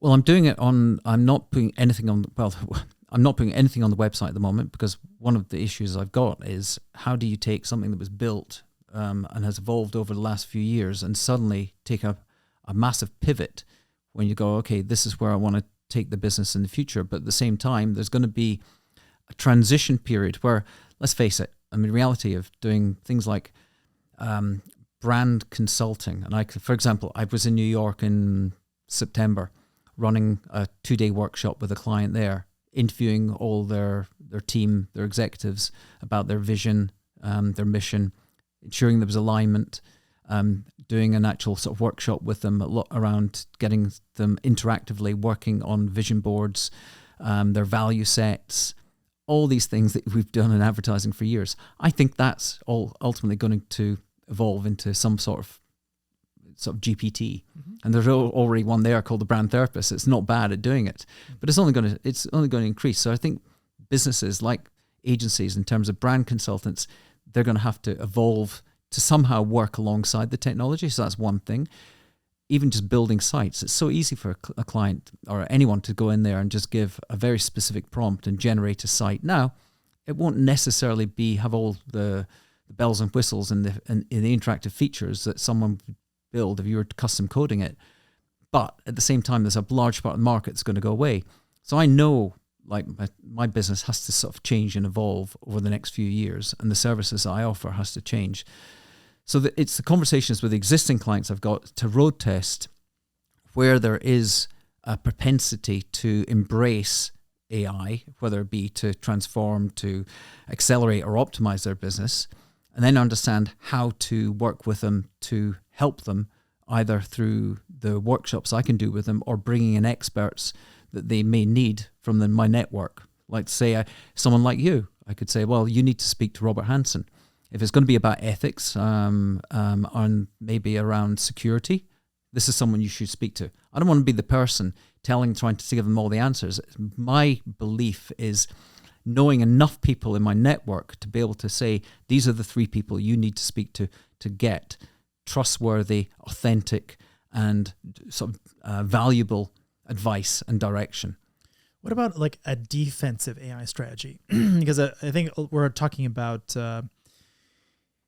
AI is going to enable a lot of things, but it's also going to break a lot of things. Mm-hmm. So are you working with them to say, okay, here's the areas in which you're going to get crushed by your competition, mm-hmm. if you don't severely pivot, or even if you try to pivot, it's too late. Like, this chunk of your business model is just going to go away. Because as we know, there's a lot of business models that just cannot survive contact with the enemy. Like, mm-hmm. As soon as real technology comes around, like, this antiquated way of doing business is just dead. Mm-hmm. So do you have those kind of conversations with them? Like, not yet, no. No, I'm really curious. I think that's something. We also have to think about it. We're very blessed in a way that we are so American centric, being sitting here in a great city like Austin, or whether it was in New York with clients talking to them. Mm-hmm. Their perspective is going to be very different to a client who's maybe in Mexico City, who has an e-commerce business that is still some way behind where maybe e-commerce would be in the US or in other parts where it's sort of more widely embraced.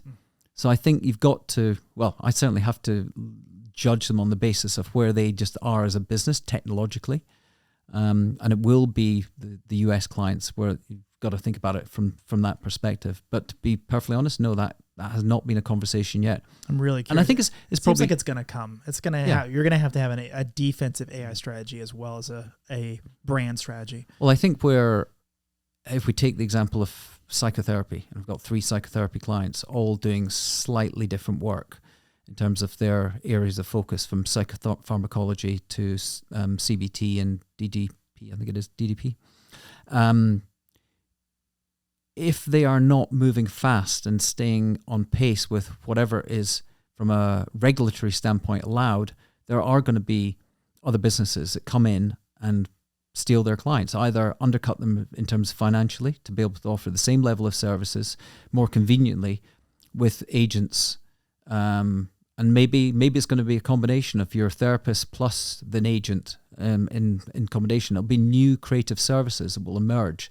And maybe that's where there has to be some form of defensive strategy. I think it's something like finance. If I look at the client I'm working with at the moment in New York that's in financial services, there's so much regulation there. I don't think AI is going to have a massive impact.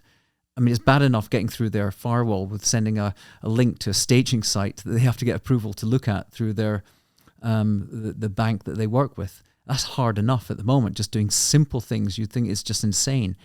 So the idea of getting them to embrace AI to help them with their clients is just, I can't imagine it's going to be anywhere near the next 5 years. Yeah, they're going to have problems. But what I mean, I guess, like one very simple example of a defensive AI strategy is your competitor and you are basically identical on paper. Mm-hmm. They embrace AI, and now they've managed to cut out 50% of their workforce. Mm-hmm. So now they can drop the price by 30%. Can you do that? Can you drop it by 30%? If not, what are you going to have to do to get there? Mm-hmm. And so this is coming. Your competitor will embrace it. Some competitors are going to embrace this. They're going to figure out a way to get rid of a huge chunk of their workforce, either directly, through layoffs or through attrition. Just let them gradually leave on their own and just don't backfill them. And they're going to be able to undercut you. They're going to be able to do it very efficiently, and the content will be approximately as good as yours. No one will care. The customers won't care, except for it's going to be way cheaper. Mm-hmm. So what is your strategy? Mm-hmm. So I think there's whether it's not happening today, it's this conversation's going to come. Mm-hmm. I'd like to be a fly on the wall on that one. Yeah, and I think that, I suppose I haven't had those defensive conversations with my own clients. It is something I am looking at the moment. I was on a call with someone that is part of my collective, and she's in Bali at the moment, and we were on a 2.5 hour call last night working on a strategy, which I could probably say is defensive, because if I just think about this, what are we going to, if we play it forward over the next 5 years, that increasingly we're going to see AI permeating every aspect of business. And you make the assumption that it is going to erode and degrade your revenues and your client base, either from more aggressive AI-centric competitors or just by the fact they can do it themselves. What do you do? So one of the things that I am utterly convinced by, and my strong conviction is, the one thing that people will need going forward, business startups, C-level decision makers who might be younger, people will want human connection, they will want coaching, they will want connection, and they will want consultancy on a different type of model. And it won't come from AI, it will come from humans, it will come from elders. Now, I know a lot of people, because of my age, who have been around the block, that have got great skills, that are maybe partially retired, not knowing quite what to do with their future, but full of great innate human wisdom and advice. And I think building a network of elders that can give advice, whether it be coaching, mentoring, connections to their networks, or some form of consultancy, and I'm not using consulting in terms of like Deloitte and the likes of McKinsey, but consulting on the basis of their life experience and their life skills that people can feed off and just converse with. And I think building that human network, for me, is where I feel my defensive strategy for whether it's Fabrica or end up calling it something different, will be the area I'm going to be focusing a lot of my attention over the next 2-3 years. I would say that there's certain job functions like being board of directors or something, or enterprise sales. I think those are kind of very similar roles in some kind of fundamental ways, where people often just want to talk to somebody. They don't feel comfortable buying this, $500,000 box without at least checking with somebody, is this going to work with my stuff? And like, they want that interpersonal communication, but really they want a friend. They want somebody to like go have beers with. And especially here in, the South, where board of directors, you got to go sell your company. You're not going to sell it on a random website. I mean, maybe if it's a very cheap company, but if it's like $100 million, no one's just going to go to a website and say buy now. I'm sorry, it just doesn't happen. So you need those relationships. I think the kind of consulting you're talking about is closer to that style of thing, where you really do have to have a pretty good network and diverse knowledge sets. But here's my question. Are you kind of insisting or recommending that these people understand AI? Are you getting them on the train? Or are you saying like they got a life experience, they're a great, let's say, writer or something? It's a good question. Yeah, I think you probably everyone's going to have to be on the AI flywheel at some point. They're going to have to,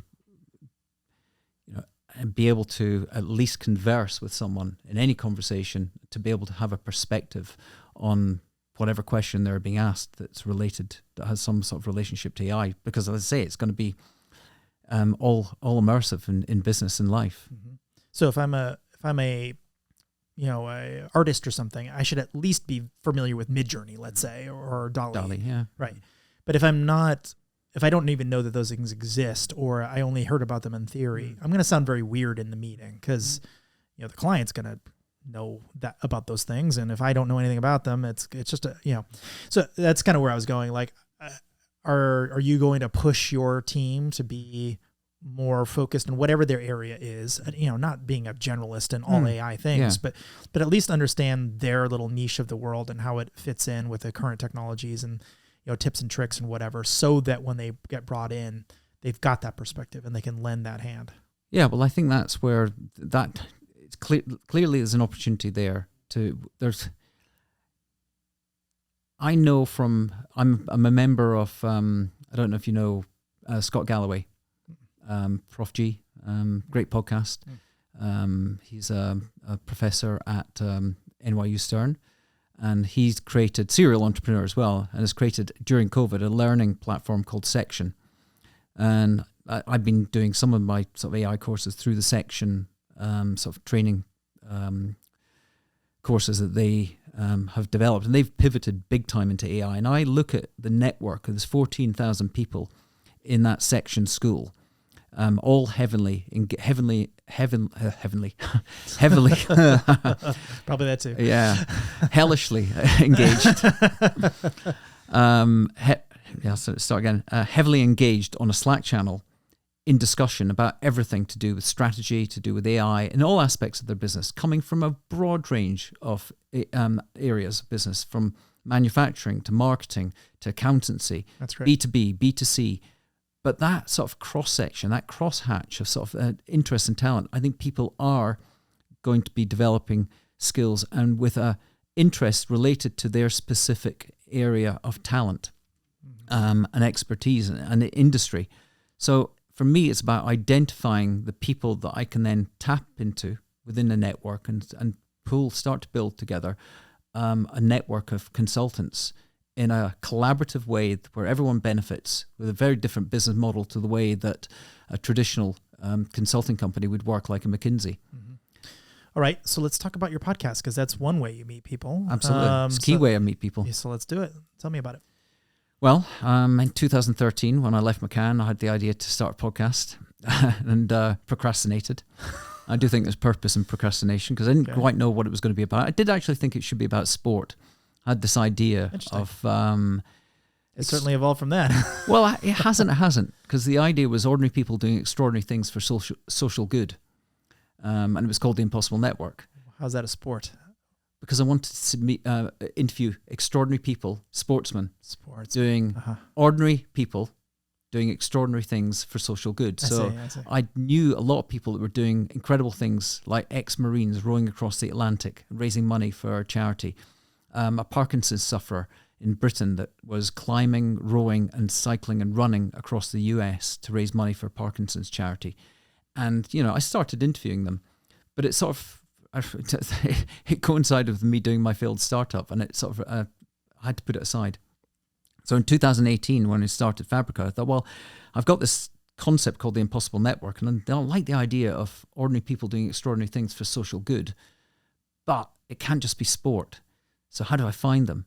And I thought, well, I know a couple of people that I could start with. So why don't I just start with 3 people and start to explore their life journeys. And the thing that's always interested me, apart from fascinating about technology and change and how the world's changing, 'cause going back to my childhood and upbringing, being comfortable with ambiguity, anything that was, when Wired came out, was like, wow, this is amazing. The world's about to change. This is fantastic. And everyone's like, what? This isn't going to change the world. Are you mad?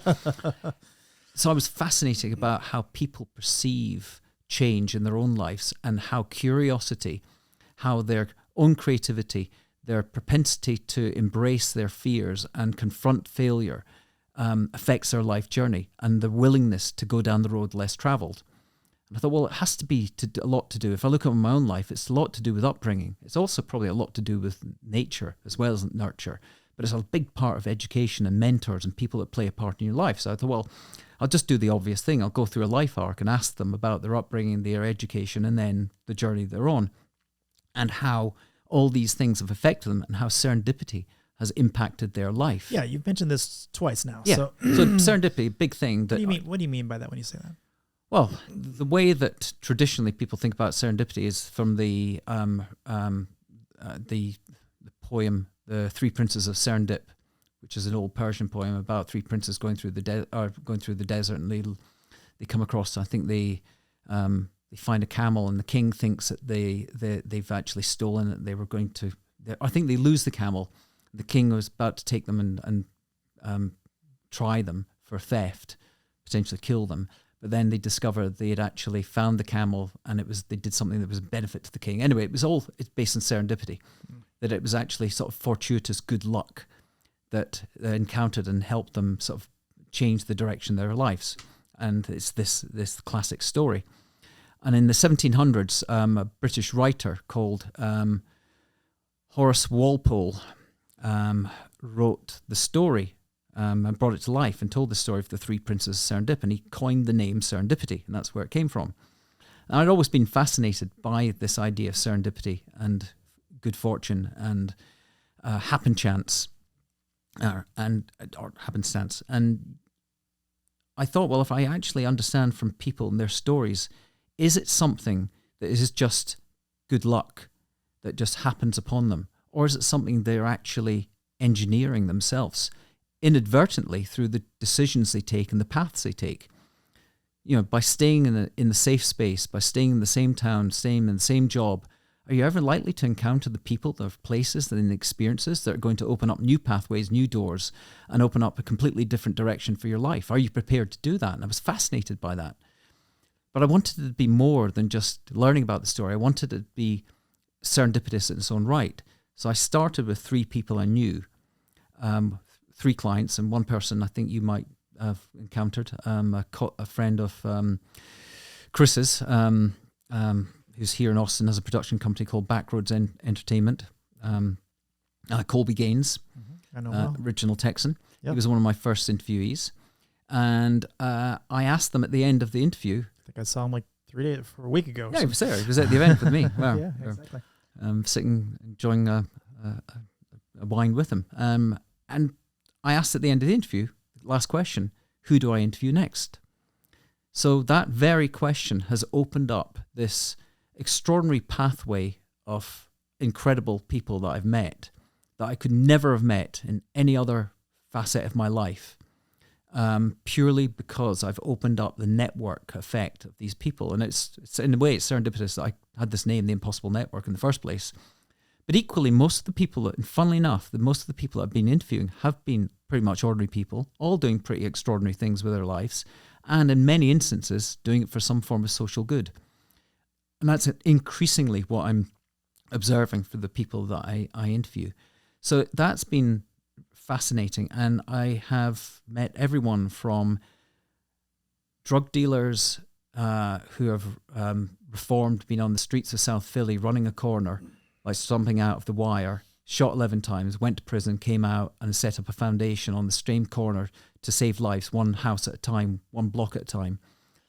To someone like him, to the founder of Studio 54, Carmen Delasio, sitting with her at 85 in her apartment in New York, to a 95-year-old industrial designer woman, one of the first industrial designers in New York from the 1950s, in her apartment in East Side, all the way to actors, musicians, social impact entrepreneurs, Iranians, Syrians, from all parts of the world, all doing really interesting, fascinating stories, unlocking their networks. So now I'm at the stage where I've built this incredible network of over probably 250 people that I now want to do something more with, and not just be telling their stories, but turning them into and activating that network. Now, also, because of the whole idea of serendipity and going down the road less traveled, I'm very much a firm believer and have strong conviction in the power of random collisions. And I got the idea when I was at the MIT. So funnily enough, I was interviewing Dr. Merritt Moore, who is a quantum physicist ballerina out of Boston. She's now working with, in either Qatar, Dubai, as a residency there with one of the universities, but also still doing ballerina work and jumping between two. Fascinating sort of backstory. And also interviewed her sister, who was in the Defense Department at the Pentagon, age 35, head of defense strategy there, Skylar Moore. But Merritt, when I interviewed her in Boston, just at the beginning of the podcast, myself and my producer at the time, Bettina, my partner Elaine, we happened upon the MIT Museum and we're just wandering around looking at the exhibits.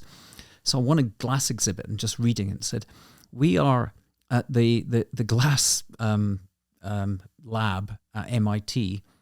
We engineer random collisions between artists, engineers, and scientists. And I loved that. I thought, oh, that's amazing. That's how genuine innovation works. Mm-hmm. When new ideas emerge, when it comes from some form of random collision between ideas and experiences. And I've done a lot of work in innovation work with IKEA, and I can know from, you've probably seen it yourself, real innovation and invention only comes from the most random places and unexpected spaces when people come together with crazy ideas. And there was a great series in Britain in the 1980s called Connections with a guy called James Burke. I remember that. One of the great series ever, charting all how the historical inventions. It's fun to watch. Yeah, and how they all happened. So I've now at this point where I'm working with people in my network.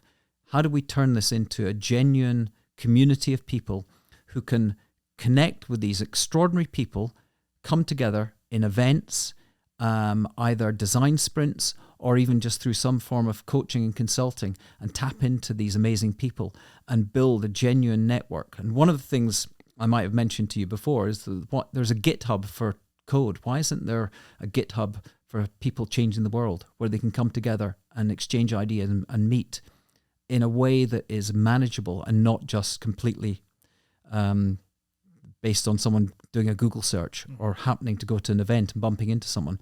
What if you could create that network effect where they can genuinely meet each other, collaborate and work and create accelerators of change makers? Yeah. So what drives you about positive change? I mean, you've talked about this several times now, but what do you mean by that? Are you talking about an individual cause? Do you mean making the whole world, world peace? Like what is your goal? What are you going after? Everyone's got their own area of focus. I've got my own personal perception and politics as to where I think the world should be, but I'm not a politician. I'm not going to sort of get involved in that. But you got your green card? Yeah. No, I don't think that can only get you so far.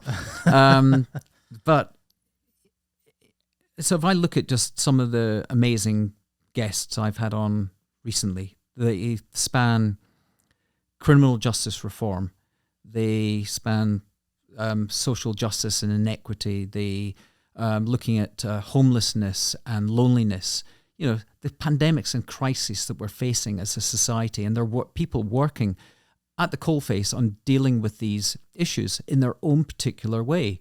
But when you suddenly tell them about other people that are doing similar things, they go, oh, I'd love to speak to them.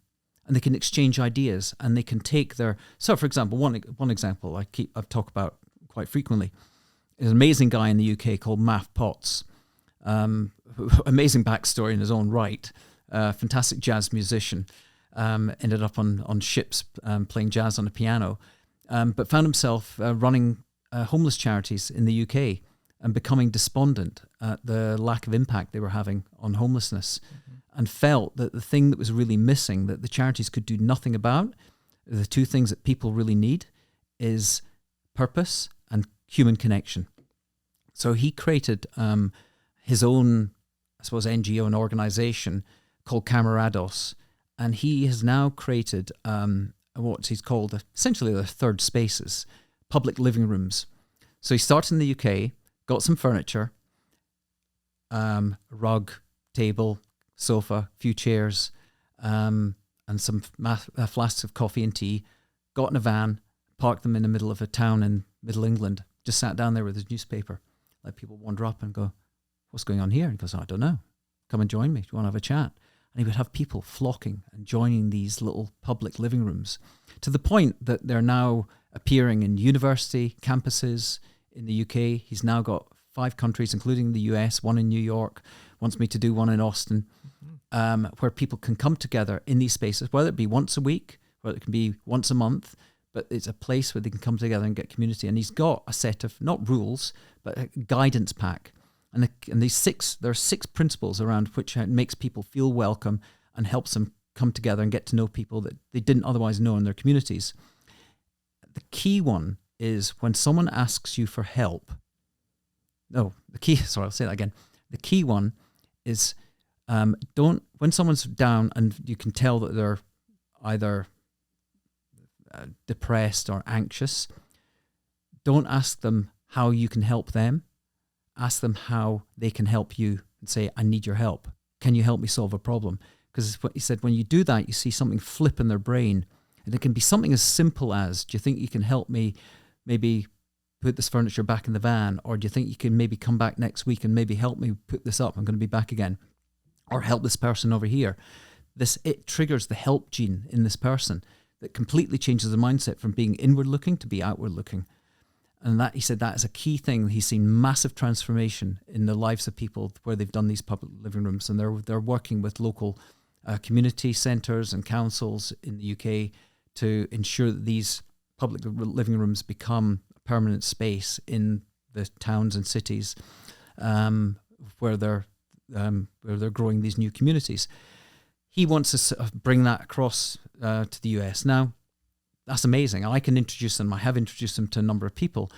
But how many people over here are also working on the same issue of isolation, loneliness, social disconnection, the breakdown of the fabric of neighborhoods? That's one solution that he's proving to have impact in people's lives and changing. Now, if you could then start to connect him with other people that are doing similar things and bring together them around a similar vision, I see that as having a positive change in the world. But it's not me doing it, it's through the ability to connect people that would otherwise not be connected. So, okay, I will buy all of that, but I've also heard you kind of poo-poo the idea of think tanks, for instance. So where do you see the division there? Is it just getting too many people, too many cooks in the kitchen, working on a single problem, and probably 90% of them shouldn't be there, kind of thing? Like, what? I mean, I come from the world of advertising, and you sometimes need a good line. And I had this idea of, well, we've got too many think tanks and not enough action engines. We need people taking action. Like my guest last week, Caroline Arditi, is the ultimate action taker, a woman that is, during COVID, set up a thing called the Sunshine Hour, and has had over 40 countries joining her Sunshine Hour to get a bit of sunshine during COVID, and is now running actual physical spaces with her sunshine makers around the world, and has completely transformed her life, building these now communities around combination of supper clubs and meetups where strangers come together and help each other, again triggering the help gene in people. So I had this idea when I started thinking about the random collisions. What we need are people coming together, these people who are people of action, doing something about the things they care about, not just talking about it, and doing it on the ground up, not top down, and saying, we're just going to get on with it at a small level. Because if we can change one neighborhood's life, one community's life, or just a handful of people's life, like Tyreek Glasgow in Philadelphia, the ex-drug dealer, those have little ripple effects in life and around the people that those people encounter. So the idea was, well, these are all people taking action. Now, yeah, they're think tanks and they're doing great work and there's a purpose for them. But this idea of building a network of people who are change makers, difference makers, amazing storytellers that can tell the stories of the things these people are doing around the world, and people who are domain experts that understand the politics and policies around education reform, around unemployment, homelessness, around criminal justice reform, all these people, bringing them all together as who are all genuine action takers, I think is creating a powerful ground-based network that isn't government-led, that isn't led by think tanks, which are traditionally these, let's say, collection of corporate academics that come together and have ideas about how to change society. These are people that are going, there are problems on the ground and they need solving right now, and we're doing what we can and taking actions ourselves. Now, that's why I think, why not connect these people? Now, I can't remember what I was listening to recently, and I know that you might have come across Michael Malice here in a New Yorker who now lives in Austin, who's I met him once. Self-declared anarchist. Now, I never really understood the anarchy, and I loved, Sex Pistols anarchy in the UK and all that, and wore the Crass T-shirt and got the badge. But when you actually think about it and understand that anarchy isn't complete chaos, anarchy is the opposite of hierarchy. And it's about people coming together at a ground-based level, community level, helping each other, supporting each other, working together to create better lives for everyone. And if that's the name of it, anarchy, then you go, well, fine, that's a good model. Personally, I think there should be a better word for it. But these, for me, are all people who are like little mini anarchists going, I'm not prepared to stand by and watch the suffering and the anguish and the issues I'm seeing at local level, wherever they live. And there are people that are doing things about it. Like Lenore Anderson, a woman in San Francisco, who's written an amazing book about criminal justice reform, but is working with other criminal justice reformers around the country, connecting them together and canvassing at a ground level to sort of create perception changes within police departments, within policymakers at local level, because that's where the real change happens. So I don't think there's any one, there's, all I can say that I've met so many people and they're all doing amazing things. And the only way that I can sort of package it together as they are a collection of action takers, this is potentially an engine of action where we can start to see positive change happen in people's lives at a local level. One of the questions I hear you asking on your podcast at some point is, what do you want your legacy to be in this context? Mm-hmm. What does that actually look like? Is it just change has been made? Like, how do you measure such a thing? When I ask them what their legacy should be, well, it depends on what they think. No, what do you think? That's what I'm going after. What? Whose legacy? Yours. Oh, mine. I don't care. I really don't. I'm much more philosophical. Look, we all have a perception about what we want to leave. I would not have expected you to say, I don't care. That's interesting. No, I don't care what other people think. That's one thing that I've never worried about ever in my life. It's one of my, you call it, I wouldn't call it a superpower, but I've never been bothered about what people think of me. You have to, maybe it's a protective defensive mechanism when you have to go to new schools and new places and you know you're going to get into fights and people are going to see you as an outsider. You go, well, you know what? If I don't fit in, guess what? I don't fit in. You either like me or loathe me. Take it or leave it.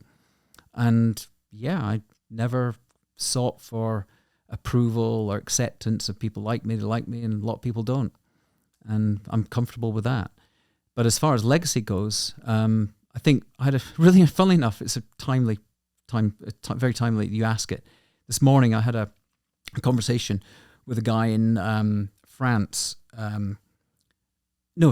Holland, who built his advertising agency from age 19 to 39, and then suddenly felt at 39, his father died, and the father's, when he found out he had terminal cancer and had 6 weeks to live, he said, I'm never going to see my grandchildren. And the guy I was speaking to this morning just said, that moment in my life made me think, what am I leaving behind for my children? A bunch of ad campaigns? And he said, they're great campaigns, but what else am I doing to have an impact? Maybe I can impact their lives, but what am I doing that's good in the world? So he decided, made a simple action with this kid and said, we're going to go around. It was actually, no, funnily enough, again, serendipity. It was his aunt said to him, well, why don't you just go to care homes and pour coffee for people who are old and infirm and sit with them for an afternoon and give them company? So he did that. Then his friends started saying, can we join you? And they did their 4 hours a week. And then he had more people asking. And then he got a TED talk from it. And he brought one of the women on there and said, right, we're going to create a calendar for the next year and a half. We want people to fill up this calendar. The calendar got full up of her, people going to visit her. Now he's taking it further and doing some really interesting things. I won't get into it. But he said, I don't want my legacy to be the memories of people going, oh, he was an ad guy and he made some ads. What else did he do? So I just think, well, I could carry on just helping clients with their branding campaigns, with their communications strategies, with their AI strategies, or with their websites, whatever their applications. But, I've got a passion that is driven by my curiosity around other people and a belief in the power of people when they come together, that they can be much more than they are on their own, and a belief in that there is something incredibly powerful when you can engineer these, like I say, I know it doesn't make really, it's not logical to say engineer random collisions, but I like the sound of it. Engineer the random collisions between people that can come together and collaborate, and sometimes not, but to create a powerful sort of network of people connected together, doing some form of good in their communities, in their lives, in their countries, that would otherwise not happen. Then I've had some sort of, played some role in it. That's good enough for me. Mm-hmm. Okay. So perhaps we pivot back to AI. You came to a talk I did, whatever it was, a week-ish ago, something like that. 2 days ago. And the talk was, to set the stage here, because very, very few people saw this, it was a intimate, maybe 100 people or so event, online, to including everybody, event where effectively it was just a bunch of people from Hollywood who are interested in digital transformation or AI and how it's going to affect them in the future. Mm-hmm. That's pretty much what it was, the sort of the lead into this thing. And so I go in there as a friend, despite the fact that I am not necessarily welcome with open arms. I am actually a friend. I don't, I have producers on the podcast, for instance. I hang out with Hollywood types on a fairly regular basis. Colby Gaines, since you mentioned him as an example, Jen Hutchins. And so these are people I know and I've hung out with, and I buy them a beer or whatever, right? These are friends, actual friends. But I am very concerned that they are heading into an abyss and they're just completely unprepared for it. These are people who are not particularly technically talented people to begin with. Like on an average day, just getting them to use Excel or PowerPoint or something is already a challenge. You know what I mean? I remember, I don't know how many times I fought with Chris doing simple things like just how to use Dropbox, for instance. Like, come on, man, this is not that hard. But then you add in this whole other thing, right? Which is, to get really good at it, you actually have to understand the API, you have to program a little bit, and RAGs, and it's complicated once you get into the underpinnings of how it works. But even just the high level, it took me quite a while to get even Chris to use it, let alone to integrate it into his workflows or whatever. I mean, he finally got on board, and he's actually quite good now, but that was with me as a friend constantly trying to get him to do it. Right. I mean, imagine all these other people in Hollywood who don't have a Robert there, who are, trying to get them to figure this stuff out, because the way I see it, and this is more or less the thrust of what I was talking about, is, I really don't think most of those people have a job in the future. I think most of them are going to actors and, gaffers and script writers and whatever. They're pretty much going to be out of a job. And the reason for it really comes down to the fact that all of that stuff is very expensive. Very, very, very expensive. And Hollywood is just a money-driven, mega corporation nowadays, mostly run by, the likes of Disney or Warner Brothers or whatever. Netflix, a handful of others. And they are mostly just driven by better profit margins. And so if they're like looking at two options, one is like this nice, beautiful, down-home film written by such and such director or actors or whatever, this thing happening, we've got these crazy people coming in, this beautiful set design and blah, blah, blah, blah, blah. It's like, how much is it going to cost? They're like, $50 million for this little flick here. Like, okay, can I do all of that same stuff much, much cheaper? It's like, yes. And you don't have the risk of this person who is, a wonderful actor in every other context going up on stage and slapping the crap out of somebody after 20 years of an impeccable career, just because they made fun of their wife, right? Like this is a real existential risk when I have millions of dollars on the line. We're not talking about thousands here. We're not talking about chump change. We're talking about millions and millions of dollars. In some cases, billions. These are very big franchises we're talking about that could be all submarined by one person having some, impropriety or whatever we're talking about. I just don't think that they're aware enough of the economics of how these things get done to see that all the incentives are working against them. All of them. They have technology working against them and businesses working against them, and things like writer strikes and whatever are just making it more attractive to get away from writers. Like, how do I get less writers? How do I get less actors? Oh, I can just digitally like put a whole like group of people in the background and they don't have to be real people and I don't have to worry about over time or whatever. Great. Like that it's, I don't have to worry about them suing me for bad conditions because this is kind of a crazy experiment where there's an explosion going off and, people are going to go flying everywhere. I don't have to hire hitmen or stuntman, rather hitman. Mark Fallows, not totally different character. But I don't have to hire like this crazy, set designers anymore. This can all be done by like local engines that do all of this stuff in CG. And it's just like, it's so much cheaper, so much better in so many ways. I can't come up with a reason why I'm wrong. And I've talked to a lot of people about this. In fact, I want to be wrong. If you could tell me, Robert, you're completely wrong and here's how, I'd actually probably... Can I ask you... I'd be really happy to hear that. A question, so I understand a bit more about why you think you're right and not wrong. Given what you were saying about the hallucination issues, the bad input, the lies, let's say the misinformation... Mm-hmm. The very nature of how the LLM is trained, what makes you think that everything you said earlier about other area aspects of work, why is it going to work for this industry and not necessarily work for others?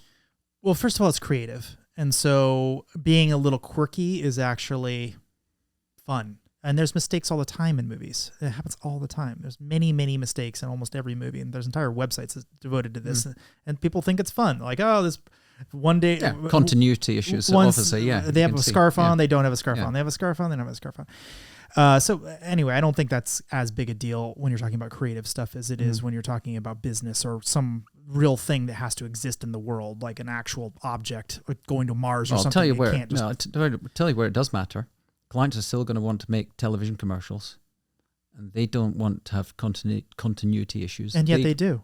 They have them all the time. There's all kinds of commercials that are just odd and don't really make sense with themselves, and it happens all the time. Well, let's park that one for a moment. All the time. To say that your first question is, yes, I totally accept. They don't want it. I agree with that. There's definitely a sense of reticence in the room to embrace your wise words of warning and encouraging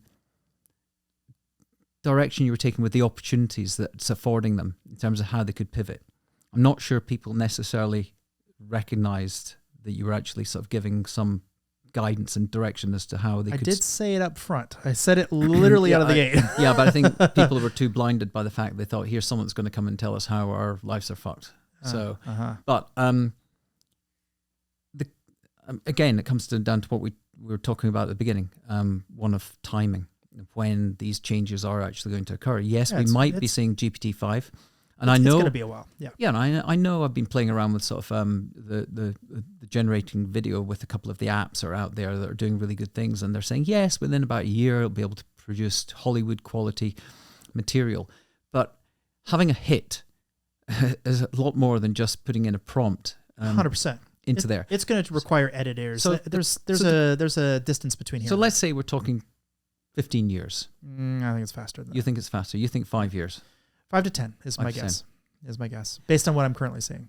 And of course, the people making the decisions at the top to invest in this are seeing it as, you're talking about incentives, they're seeing money as the incentive. Yes. Well, money in two different dimensions. One is saving money, so it's cheaper to produce, but the other is making more because they can produce this content much faster, and they can make it custom to you. Yeah. Well, just look at what Netflix have done with their studios all around the world to create sort of, the content that's produced now that's in natural language, and sort of whether it be in Polish, Spanish, or Portuguese, is incredible. Right.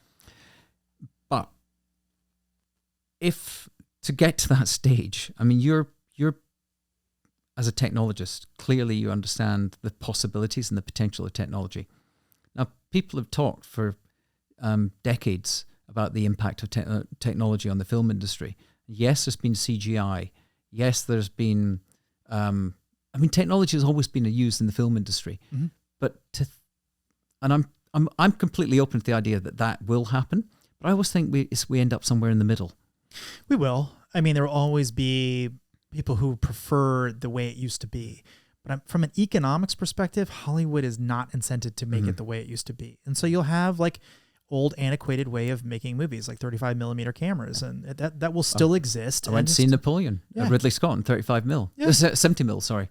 And that was a great experience. I'm sure it was.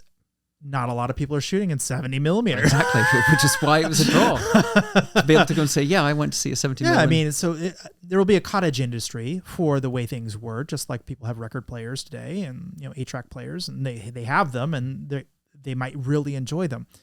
Most people are not using that for a reason. There's less money to be made there for the people who are going to make all the money based on the fact that all they have is just infrastructure. Well, just one thing we didn't talk about last week is one thing we have to think about is also generational behavior change. That if we look at the stats, what this Gen X generation or Gen Z generation are consuming, and the upcoming generation, whatever it's called, Gen is it from born this century, Alpha generation. They're not watching Netflix. They're not going to the movies. They're not watching long form. They're watching TikTok. It's short form. Their attention spans are different. Who's to say there's going to be an industry in the future? If most of the content that's created that people are consuming is generated by people themselves, then it's going to be either a continuation of that or it's people using AI. So I think we also have to think broadly. One quick point about that, because I totally agree with where you're going with it, but with one massive caveat. When I show very young kids a movie, they're way more engrossed than they are these short form. Like when it's very short form, they get bored. They bounce up and down, and because there's no real plot there. It's like it's super short form plot, and they can't hold on to it. But you show them a movie, they'll want to watch it like 20 times. Well, I hope that's the case going forward. So I think you can do different things with longer form is what I'm getting at. But your point I totally take, and I think that's probably right, more right than not. I'm really worried because when I talk to people in this industry, like I just get the impression they're not even looking at the fact that, so in our world, in this basic technology world in general, we're seeing massive layoffs in the last year or so. And apparently the layoffs are over. Like everyone's sort of agreed. Layoffs are done. 2023 was the big year of layoffs. But now we've done them and they're done. Except for all the contractors. The contractors are the next ones. But that's not layoffs, so it doesn't count. So they're still massively disrupting the entire industry, but they're doing externally as opposed to internally. And they're not creating any backfilled hires.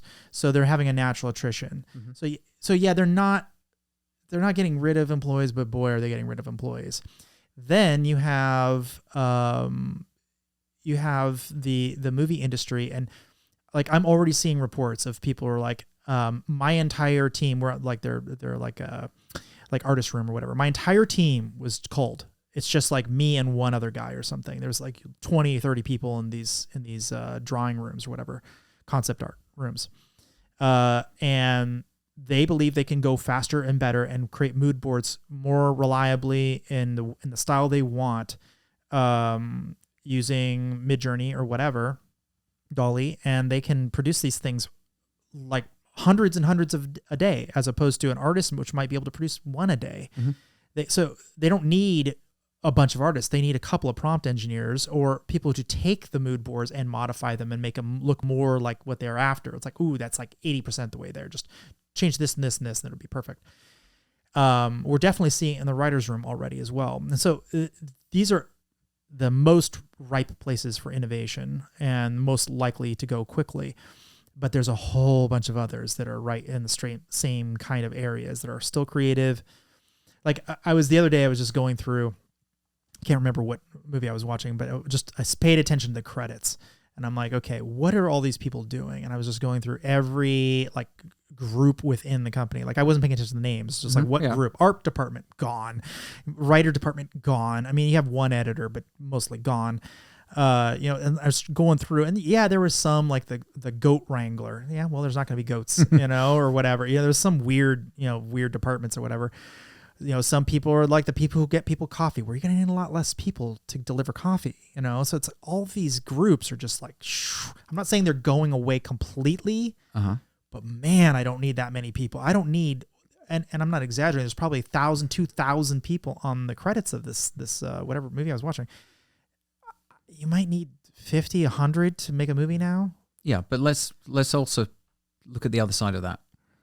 20 years ago, when, let's say, was it James Cameron, your sort of colleagues? I know him. Yeah. Yep. Exactly.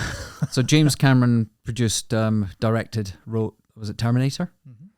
Now, Terminator, think about the CGI and the work then and the credits of how long they were there compared to a film like Napoleon or even Oppenheimer or any Marvel film. And you look at the credits of all the CGI and all the tech that goes into producing those films. Completely new roles, completely new functions that never existed even 20 years ago in a sci-fi film.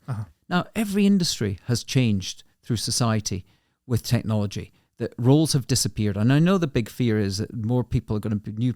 The big fear with AI is that roles will disappear and the new roles won't be created. But we don't know that yet. True. You might have different roles, but that was actually my entire point of that entire presentation, by the way. If you're doing this role in another 10 years, I think you're in trouble. No, exactly. But you need to be doing a new role. Exactly. It's why, in a way, maybe you should have used that term, everyone needs a defense AI strategy. You need to think about what your personal defense strategy is in terms of what you're going to evolve your role to be in 10 or 15 years and whether you still want to be in this industry. Because now's the time to get into that AI flywheel, because it is a flywheel. The longer you take to get on it, the more likely you're going to be left behind by someone that is doing it. Right, absolutely. And I completely agree with that. 100%. But equally, I'm also really excited by the opportunities. I was in London last week, just before I came back to Austin to attend that event.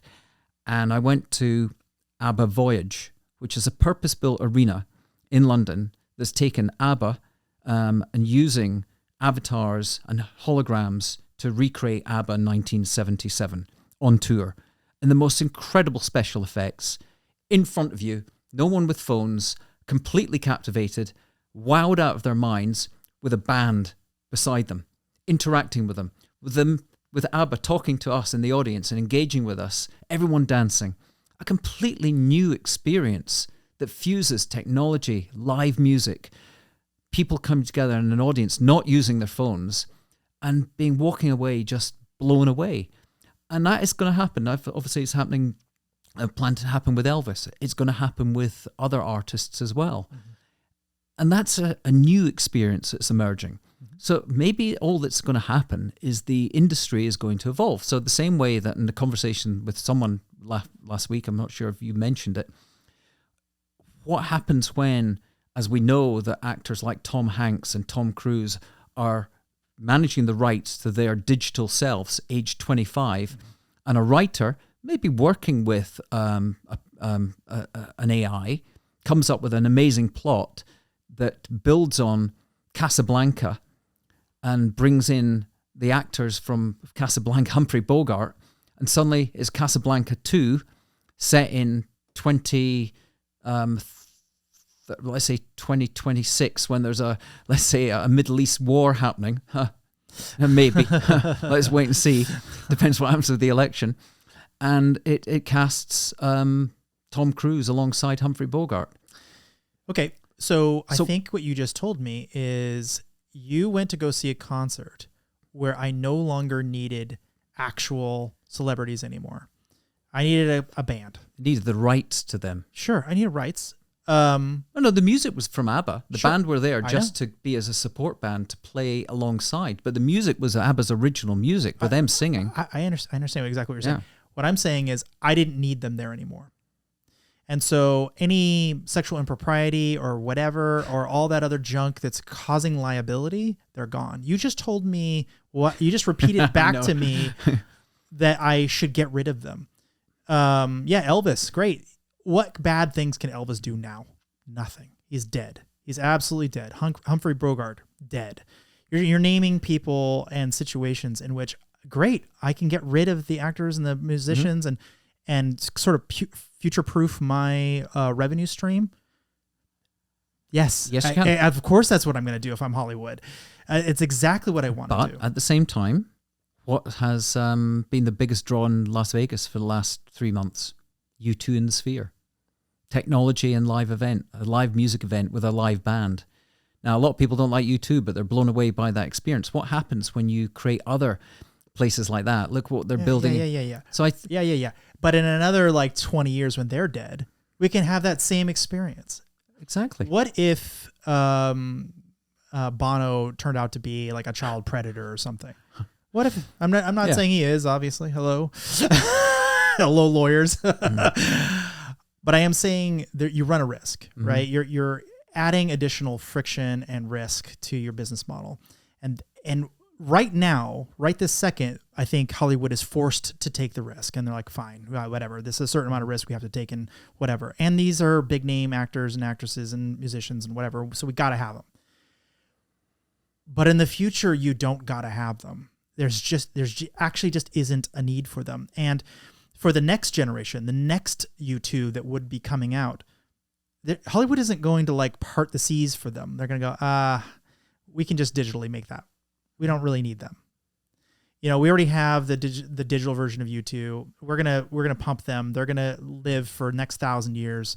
We're gonna hang our hat on that because I think that's maybe where I would disagree with you because I think there'll always be unique characters that are will not be digitally created to become actors. Yes, but fewer of them. Yeah, fewer of them, of course. Yeah, way fewer of them. So if you're an up and coming artist, but hang on a second. Okay, what is? I've got another friend. I was in London, not the one that was doing the AI, but has got a son that's just finished his degree and is now going to Judi Dench's acting school in London. Now, when I talked to him, I said, "Well, where are you going to focus?" And he's like, "Yeah, well, I really like comedy. I like stand-up comedy, but equally, I love Shakespearean."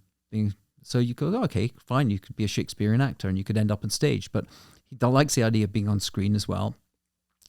But said you do realize that only 17% of people working in the industry, actors, 70% of them are in jobs. The rest of you are either serving tables or doing whatever, editing jobs or something else. And be prepared that that's going to be probably even less people than the 17% today when we get 10, 15 years or 5 years in your view down the line when you have these digital... Let's say minimum of 5. ...digital creations. Yeah. That doesn't put him off. He still wants to do that. So maybe what we'll just see is the emergence of the real talent will bubble to the top. The real human talent will be there. And all the others that are waiting tables will continue to wait tables, and they'll never reach the stage or screen. So I think one other thing it'll provide to that point, and I again, I'm on the side of Hollywood on this one. I kind of wish AI didn't exist for this reason, because we're going to see a great middling of talent as well, right? Everything's going to get very boring compared to when you and I were a kid, where everything was new and interesting and whatever. Like there was no middling, except for maybe society in general's middling. But I do think it'll be way cheaper for people to create bespoke art. So if me and a couple of guys want to produce a new video, like, look, here we are. We're producing video right this second. We're doing this. You and me. You and me and JC in the next room. We're doing this. And some media people online. But that's it, right? Doesn't take a big crew to do this. Well, if I want to throw some, VX on top of it, sure. I mean, some of these cameras could very easily just throw up a green screen, and now we'd be flying through space, and it'd be crazy.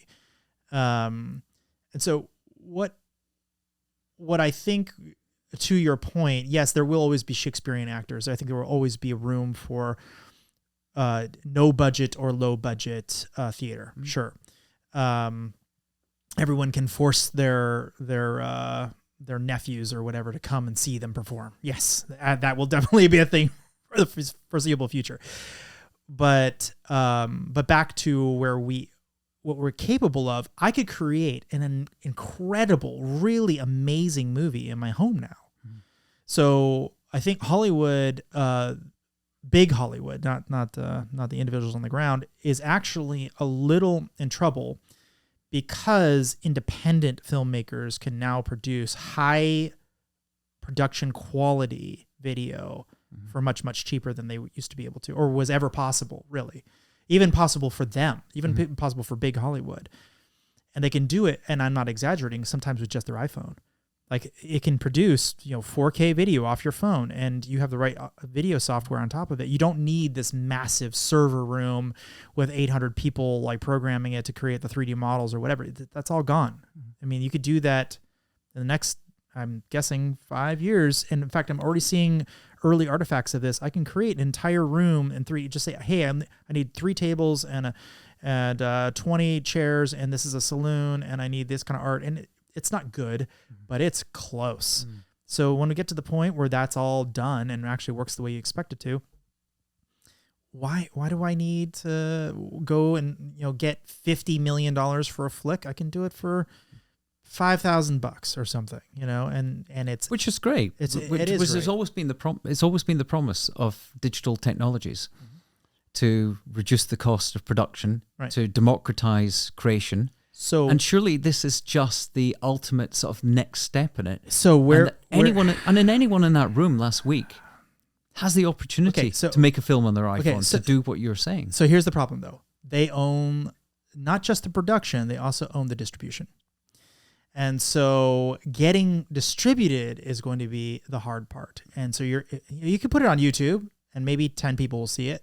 But you're not going to get it in every theater. You're not going to get it on Netflix. You're not going to get it everywhere, And so unless those distributing platforms start brokering individual deals with individual content producers for, pennies per play kind of thing, like super low budget, whatever, we'll just take it because it's content and, whatever.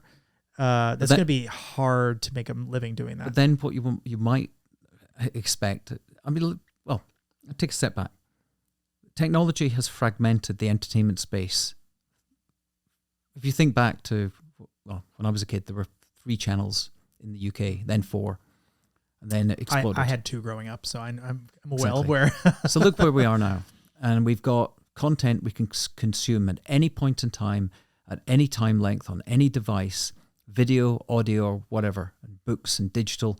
And it's never ending. And that fragmentation of let's call it the entertainment industry in its broadest sense, is just going to continue to fragment. And maybe we'll start to see new versions of CAA and William Morris emerge to look after this emerging group of talent that has very little distribution capability, to say, we're going to be your reps, and we're going to find this new channel of distribution, and it'll be called this, and it won't be Netflix, and people will gravitate there because it'll be almost like this, not homemade, but it will have a different flavor, different appeal to a different demographic. It'll be and a different indie. audience. Yeah, and just look at there is a market for that. And just look at the explosion of the amount of film festivals. I mean, one of my guests I interviewed a couple of years ago is a guy called Sav Rogers, who transitioned to be a guy from a girl, went through a massive transition and trauma at school. And the thing that saved him from wanting to commit suicide was a film called Saving Amy with the famous actor called, it was in Pearl Harbor. Yeah, everyone will know. It'll come back to me in a second. But yeah, this film, Saving Amy, directed by Kevin Smith. Oh, you mean Chasing Amy? Chasing Amy, yes, Chasing Amy. And it was Kevin Smith's film, and JC for the win. Yeah. he can look it up while we're talking. Yeah. Anyway, but yeah, so he watched this film 200 times at least, and it stopped him from committing, or during the time he was still a girl, didn't commit suicide, went through the transition. His mother embraced his desire to change, went through the transition, went to film school, and has now created this documentary about his life and transition called Chasing Amy, and has collaborated with Kevin Smith, the director, on it. And it's just been sort of lauded at film festivals around the world. These are film festivals that didn't exist 20 years ago because there wasn't the indie movement. There wasn't the ability to hit for him 20 years ago to do what he's done. He was only picked up by Kevin Smith when he did a TED talk, and someone sent it to Kevin Smith and said, hey, you should speak to this kid and you should work with him. And he has worked with him. And these opportunities emerged because TED didn't exist 20 odd years ago. True. It did. So we don't know. We can't imagine what's going to change in society. That's going to create new opportunities, new platforms, new distribution channels that we can't even imagine at the moment. Yeah. So to that point, some of the people. So I suppose I'm a techno optimist, and I think there is going to be opportunity, and I know there'll be pain for 100%, people. 100%. So some of the people I know in Hollywood are pretty excited about what Taylor Swift just recently did, because she just basically. Actually, I did not watch this. I don't really care. The Eras Tour. But she basically just said, I don't really give a shit about distribution. I'm just gonna do it, and I'll charge whatever I feel like charging for it, and I'm just gonna make a bunch of money. And so instead of paying them some enormous royalty to do this, she just went direct, and she's got a huge following, so she can do that.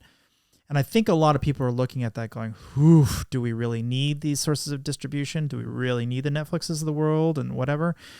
Which is, I mean, that's got to get Netflix and those, Amazon Prime's a little nervous. Like, oof, like we got to make sure we can capitalize on this somehow. Like, how do we make ourselves more accessible to the likes of Taylor Swift? We're losing eyeballs and we're losing money. It's bad. It's bad on top of bad. But so I agree. There will be new paths to get things in front of people, and who knows? Taylor Swift might own a new source of distribution that we just haven't seen yet, and that'll be the Taylor Swift network, and that's how things get done. But for the time being, with the current models we've got and the current incentives we've got, I'm worried because I don't see a lot of people in Hollywood going, yeah, I should drop everything and learn AI. You know what I mean? Like all my spare time should be focused on this problem because I'm going to get, Okay, let's pick then. Knocked off. Look at it. I agree. The writers. Certainly, writers should be probably the prime candidates to be marginalized to some degree. Storyboards as well. Well, that's definitely storyboards. So, but the writers, well, the great thing is that the power of story to engage people, to emotionally transform them and transfix them, as you're saying, even a sort of a small kid is drawn in by the beauty and the intricacies and the plot of a movie. Now, how many AI-generated screenplays are you going to have to go through, and who's going to judge what's good? Who's going to judge? That's why you need an editor, but more importantly, or a creative director. Yeah, sure. Yeah. So you need to have people that can be that filter. But I think that kind of misses the point, because if I can produce 50, 100 kind of mediocre movies that all do okay and make their money back, or one blockbuster that's kind of a flip of a coin, I probably pick the guaranteed win of just producing a bunch of shit. You know what I mean? If I'm in Hollywood, you know, like whatever. Just put this slop out and just keep producing it. It's just another Marvel movie, except instead of it being $500 million, it's, you know, 3 million or something, or maybe way cheaper, maybe a couple million. Maybe no millions, maybe just hundreds of thousands, and it's the same quality as you see. Maybe the writing's slightly sloppier, but you know the action's great, and the characters are all make believe anyway. It's a raccoon, and you know whatever. It's a talking raccoon, and you know the audience is gonna love it because it's cute and whatever. Just go on with life. I mean, I think where it's interesting, and the thing that didn't come up, I don't think it came up unless I wasn't paying attention last week, was the impact that gaming's had on people's engagement and attention of a generation. It didn't come up in that context, but it did come up in the context of 3D properties with no humans involved. Yeah, but just think about the quality of what you can produce using the Unity engine today, and that's crap compared to where it can go. And think about the power of story that came from a game called The Last of Us, which has been one of the most awarded shows at the recent, I think it was Halo or Lara Croft, exactly, or World of Warcraft, that have come the other way. So I mean, these are all properties that are entirely digital, and sometimes they stay digital. Like Lara Croft they were happy to make that one into a live action, but so like a lot of these are not. So I completely agree that we are going to see a huge transformation in the production and the process through which movies and ads as well are created. But at the same time, we are going to rely on brilliant story, an original story. I don't think so, because what happens is the kids invested in Toy Story. Now they come out with Toy Story 81, and they're like, oh yeah, it's 81. Great. Who cares? I mean, but it's garbage. It's absolute garbage. I mean, the plot is garbage. The animation's garbage. They just have the models, and they're just, you know, they have the... But isn't that proof that the money-making machine of Hollywood that opts for the least friction to create these remakes doesn't actually sort of deliver? It does. Kids watch it. Yeah, but I mean, really, I mean, it doesn't... I don't want to watch it, but the kid does want to watch it, and that's who they're after. They're not after me. Yeah. Do they want to watch that, or do they want to watch Barbie? Depends what age kid you're talking about. Totally. And yeah, there's a lot of reasons that may not jive with the household we're in here, but just no, but I think that they're after whatever culture tells them to be after, and if it's Toy Story at that age group, if that's age appropriate, that's what they're going to do. And if it's something way more adult, that's what it's going to be. You know, Phantom Menace when they get a certain age, and you know, then it turns into, you know, something kind of R-rated or whatever, Last of Us kind of style, like a little spooky, a little dangerous, you know, zombies or something. So I think they're always going to be the trailing indicator of what culture is, and frankly, Hollywood gets to decide. So if they're like, this is the slop you're going to be given, that's the slop they're going to be given. Like, we were given Phantom Menace. That was a thing that Hollywood produced, and we all went and watched it for some reason. That was garbage. It was a terrible movie. All the prequels were horrible. I mean, objectively, very bad movies, like really terrible. Good marketing, though. Great marketing. Great marketing. But slop. I mean, it was slop. It was just kind of hand delivered to it. It wasn't even consistent. Like, a lot of like plot points didn't even make sense. You just threw out this thing, metachlorians, like garbage. It's clearly this could have been written by an AI, and not a very good AI. But as you say, I mean, children will sit down and watch probably whatever's put in front of them if there's a semblance of a plot that's engaging. Yes, and actually my counterpoint to that is, to my own point, is parents ultimately dictate what their children watch, or to some degree dictate what they watch. So if the parent won't sit through it, that's a problem. But you know what parents do sit through? Nostalgia. So if it's a remake of something that they remember when they were a kid, like a Barbie doll, some rehash of a thing that they remember from their childhood, yeah, they'll stick their kid in front of the TV and let them watch. So what would I mean, aside from the feedback on the direction you gave last week, what should producers, actors, writers do now? Where should they go?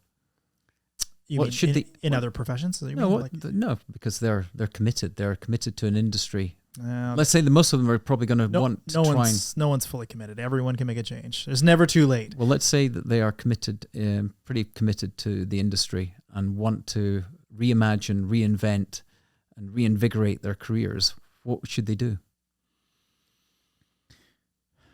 So I did talk about this to some extent. I can't remember who told me this, but it was a very good idea. Take your life, import everything about your life that you can fit into a single prompt, like all the details of your life, and ask it 3 questions. Mm-hmm. What do I have to do of this list? What can I outsource to like maids or people to cut my grass or whatever that I just don't need to be doing anymore? Someone to do my laundry for me, anything that could be pushed onto another human being. And then what can be done through an AI? And if you ask it that thing, it will do a reasonably good job of organizing your life into those 3 buckets.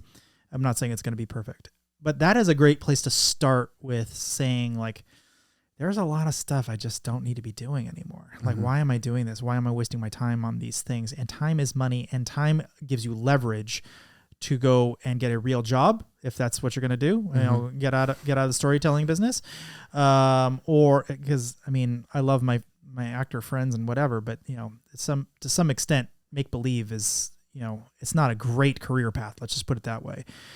There's some actors who've done amazingly well, but they're a small minority, for instance. And same thing with directors and producers and whatever. But also, maybe I can leverage this newfound knowledge and capabilities or whatever to be better at my job. Like, it's my built-in acting coach. It's my built-in production assistant. It's my built-in give me the right shots for the list, like what kind of shots I need for this thing or whatever, or help me produce a call sheet for who needs to be at this thing at this time. Like, you can leverage AI to do a lot of this work for you. And so if you want to stay in the industry and you're in it and you're not coming out and there's no way, kicking and screaming, you're going to stay there. Great. Well, then you should probably know the tools that are going to make you obsolete if you don't learn them. Mm-hmm. That was really the thrust of my point in general. I actually don't think I told anyone to get out of the industry. I just told them to get out if they're not going to embrace this, because if they're not going to embrace it, then they're going to be the one person on the team who has no idea what's going on. And the producers are going to be looking around like, who's helpful and who's just a drag on this production. Okay. Right. So my optimistic view of the future. If we accept that fragmentation has always happened, and we're going to see a continuous and a continuation of that, ripping apart and segmentation of content and of distribution channels and of roles and capabilities, a lot of it taken over by technology and AI. What have we seen over, and let's just assume that the big Hollywood studios and the blockbusters they create are generated increasingly by AI-assisted technology and produced using AI-generated video that's increasingly photorealistic. And it serves a purpose, and it fills box offices, and it keeps people their attention focused on their screens. Great. The thing that's really emerged over the last sort of 25 years, and again, it's maybe part of something I've been much more conscious of in the UK when I grew up, is British television has always been much more driven by social realism than the US. But documentary filmmaking has just grown exponentially over the last. Well, you don't have to talk with Writers Guild. You don't have to talk with the Actors Guild. Exactly. But if I can reduce my headcount and make a great film, great. But what do people love to watch? Not just nostalgia. They want real human stories. Sure. And human stories aren't going to go away. So for people in that room last week, I would say to them, your opportunity lies in 2 directions. Well, there's 3 things you've got to do. 1, do what Robert says and learn and embrace the skills you need to be the person in the room that understands the technology. Number 2, find great stories like Jennifer Hutchins has with the guy that was there last week, about to launch this new movie about his life, amazing story of transformation. So documentary filmmaking, get into that, build a network of people, understand great stories, because there's still going to be editors, there'll still be cameramen, there'll still be for that type of storytelling. But editing is going to get editing. Yeah, we can talk about editing. Just look at Descript and what that's doing. That's going to go way down too. But the third area that I think, and going back to my example about ABBA, that's an amazing fusion of live, stage, and technology coming together. But I think what will continue to exist will be stage plays where people go to amazing theaters that will be augmented with technology and possibly similar to the ABBA one, but we'll have real actors there that people will be. Yeah, so one you didn't mention is reality TV. Mm-hmm. So that is an unfortunate, because I think it's sort of the most base of human, garbage TV for the most part. And I enjoy garbage TV. I'm a fan of it. I think it's a nice, like, sinful delight watching like prisoners slap each other and stuff. It's just, it's the worst of TV. Really, it is. But you don't need the screenwriters, you don't need the actors, you just need the right to shoot in that location and, the right, people signing off on the right agreements. But that's it. And a really good editor and a sound person. That's it. You can do the entire production with like 3-4 people probably, if you really cut corners, is what I'm saying. So, yeah, I mean, that's all true. But I think when most people think of Hollywood, they aren't thinking that. What they're thinking is big blockbuster movies. They're thinking about being on the big screen. They think about actors. They think about writers. They think about producers. And that thing, whatever that monolith, whatever you want to call that thing, I think is evolving extremely rapidly. We don't have big rooms of editors who like slice, things together and, tape them together and make sure that they make sense. And like, we just don't have that anymore for a reason. There's a good reason we don't have that. It's a slow, painful, error-prone process, and it makes bad video. It looks bad.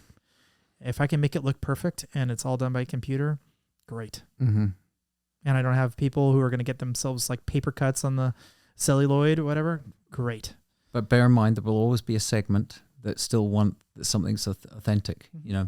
Cinema verite, where it's handheld and real life and gritty and 100%. So there will be a small and shrinking market for it. I think the thing that made me realize, again in the UK, I was with a friend, and before I joined McCann, I worked before branded content was recognized to be branded content.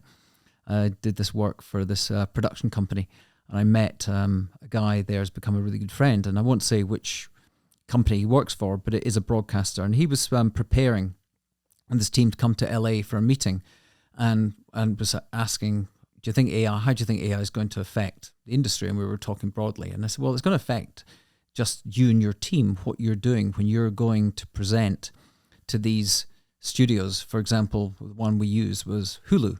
He said, well, I've got a team of people that are doing research on everything they've done in the last few years, what British programs have got engagement, what sort of viewing level figures they've got, what engages with an American audience, what other shows they've purchased, what are their budgets.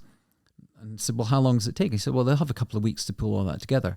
And sitting at Soho House at a bar, I put together a long form prompt and generated a shit ton of answers for him. And he was like, wow, my team, and this is a significant broadcaster, my team have to get on board with this. Yep. We have to. And what'll happen is you'll quickly find redundancies in your environment. I don't need 20 people to write that one prompt. Exactly. I don't need exactly. But I'd said to him, it should be, so I said, you need to go to your boss to ensure that you are the one that's taking this on board, and that you're the one that's saying, I'm going to become the internal AI evangelist, and we're going to be working to look at how we can apply this to help us sell better, identify what is good, likely content to get engagement in the US, that's UK generated content, and look at how it's going to affect our internal teams and what we need and how we can optimize or cut in the future. Now, that's a a large company that had, even after a year of this technology being in the news, had done nothing with it. So I think there are a lot of companies out there that are still maybe aware of it and navel gazing, internal discussions, not even talking about defense strategies and just going, well, we better be playing around with it. But I suppose it does come down to, that's where no one yet there are these roles emerging called chief AI officers, just like chief digital officers. And that we'll see that happening for the next couple of years because it'll be the sort of the flavor of the day or the month. Mm-hmm. But increasingly, to your point, there'll need to be sort of defense strategy. It will become a C-level strategy that needs to be at the table discussing how every aspect of their business has to sort of evolve and change.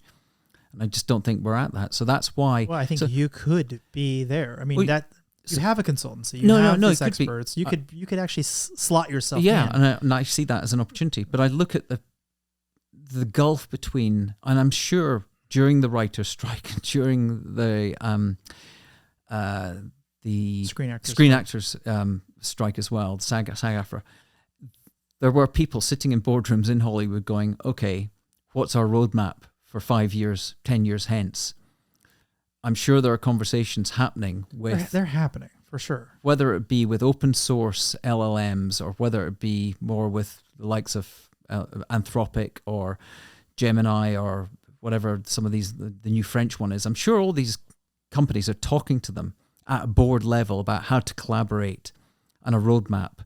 And then even at the other end of the spectrum, people like that were sitting in that audience last week with no clue. Now, who helps them? Do they help themselves? Because I know that guy that stood up. I do. I literally stand up and just stare them right in the face and tell them exactly what's happening. We all know that someone telling you have to change doesn't create change. It has to be something you do daily. So there's got to be some form of...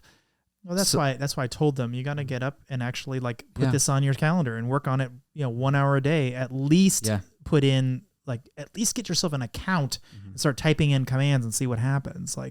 And here's one prompt to start with. Just get in the basics. Mm-hmm. I agree, it has to come from them. I'm not going to be able to make that change, but I gave them every tool that they needed in that meeting. Mm-hmm. I mean, well, I think and I haven't had a conversation with Jennifer. I know she's off to Sundance.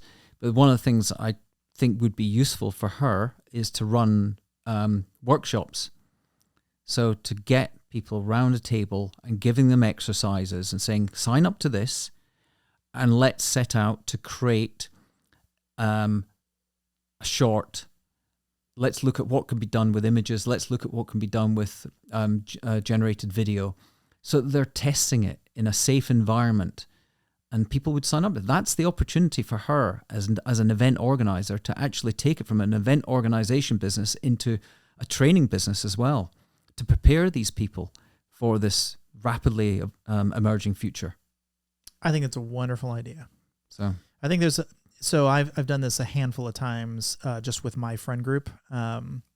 People come over, they'll go I don't know anything about it. Can you please help me? And I'm like, I mean, literally, you've never logged into the thing before? And they're like, yeah, I'm kind of scared of it. I prefer someone kind of handhold me or whatever. And so I sit down with them and I'll walk them through how to build a prompt and how to think about it and custom instructions and kind of abuse cases and how they can get around the rules if they need to, and how to get long form content as opposed to short form content, and how to give it a personality or give it to be funny or give it to have emojis or whatever, all the things. And by the time it's over, every single time I've done it, they've all gone, oh my God, you can see in them that they're eager to get home and start typing in their commands, they've been watching me do it. And I've been doing it to help them with, their problems, their business thing that they're working on. But as soon as they actually see the power, they're just vibrating to get home. Okay, yeah. Anyway, nice seeing you. Bye. I got to go log in right now. And I don't get a lot of thanks for this. It's not they're not giving me any money. There's nothing, no upside for it. But I find it amazing to watch their eyes they just learned something. Their brains just fully opened up for the first time. What is out there? There's so much more that I just don't know. That It's not hard either. It's designed to be easy. I mean, maybe there's tricks and nuances and stuff that they're not super comfortable with, but it is designed for you just to answer your questions. Like, so I'll like write their business model for them. I'm like, let's write a business model. Like I need a P&L for blah, blah, blah, or whatever. I need this and blah, blah, blah. Like, give me a rough contract for, customers. Like, is this contract good? I'm like, no. ChatGPT, tell me what's wrong with this contract. And then, like, it's amazing to watch them go, holy shit, that is so easy. I'm like, I know, right? I think... And these are not technical people, by the way. I'm not talking like these are all like technologists going into this conversation. These are almost the exact opposite. One of my sort of friends and actually was here in Austin during South by Southwest last year. A guy called Dave Burrs. I'll give him a shout out.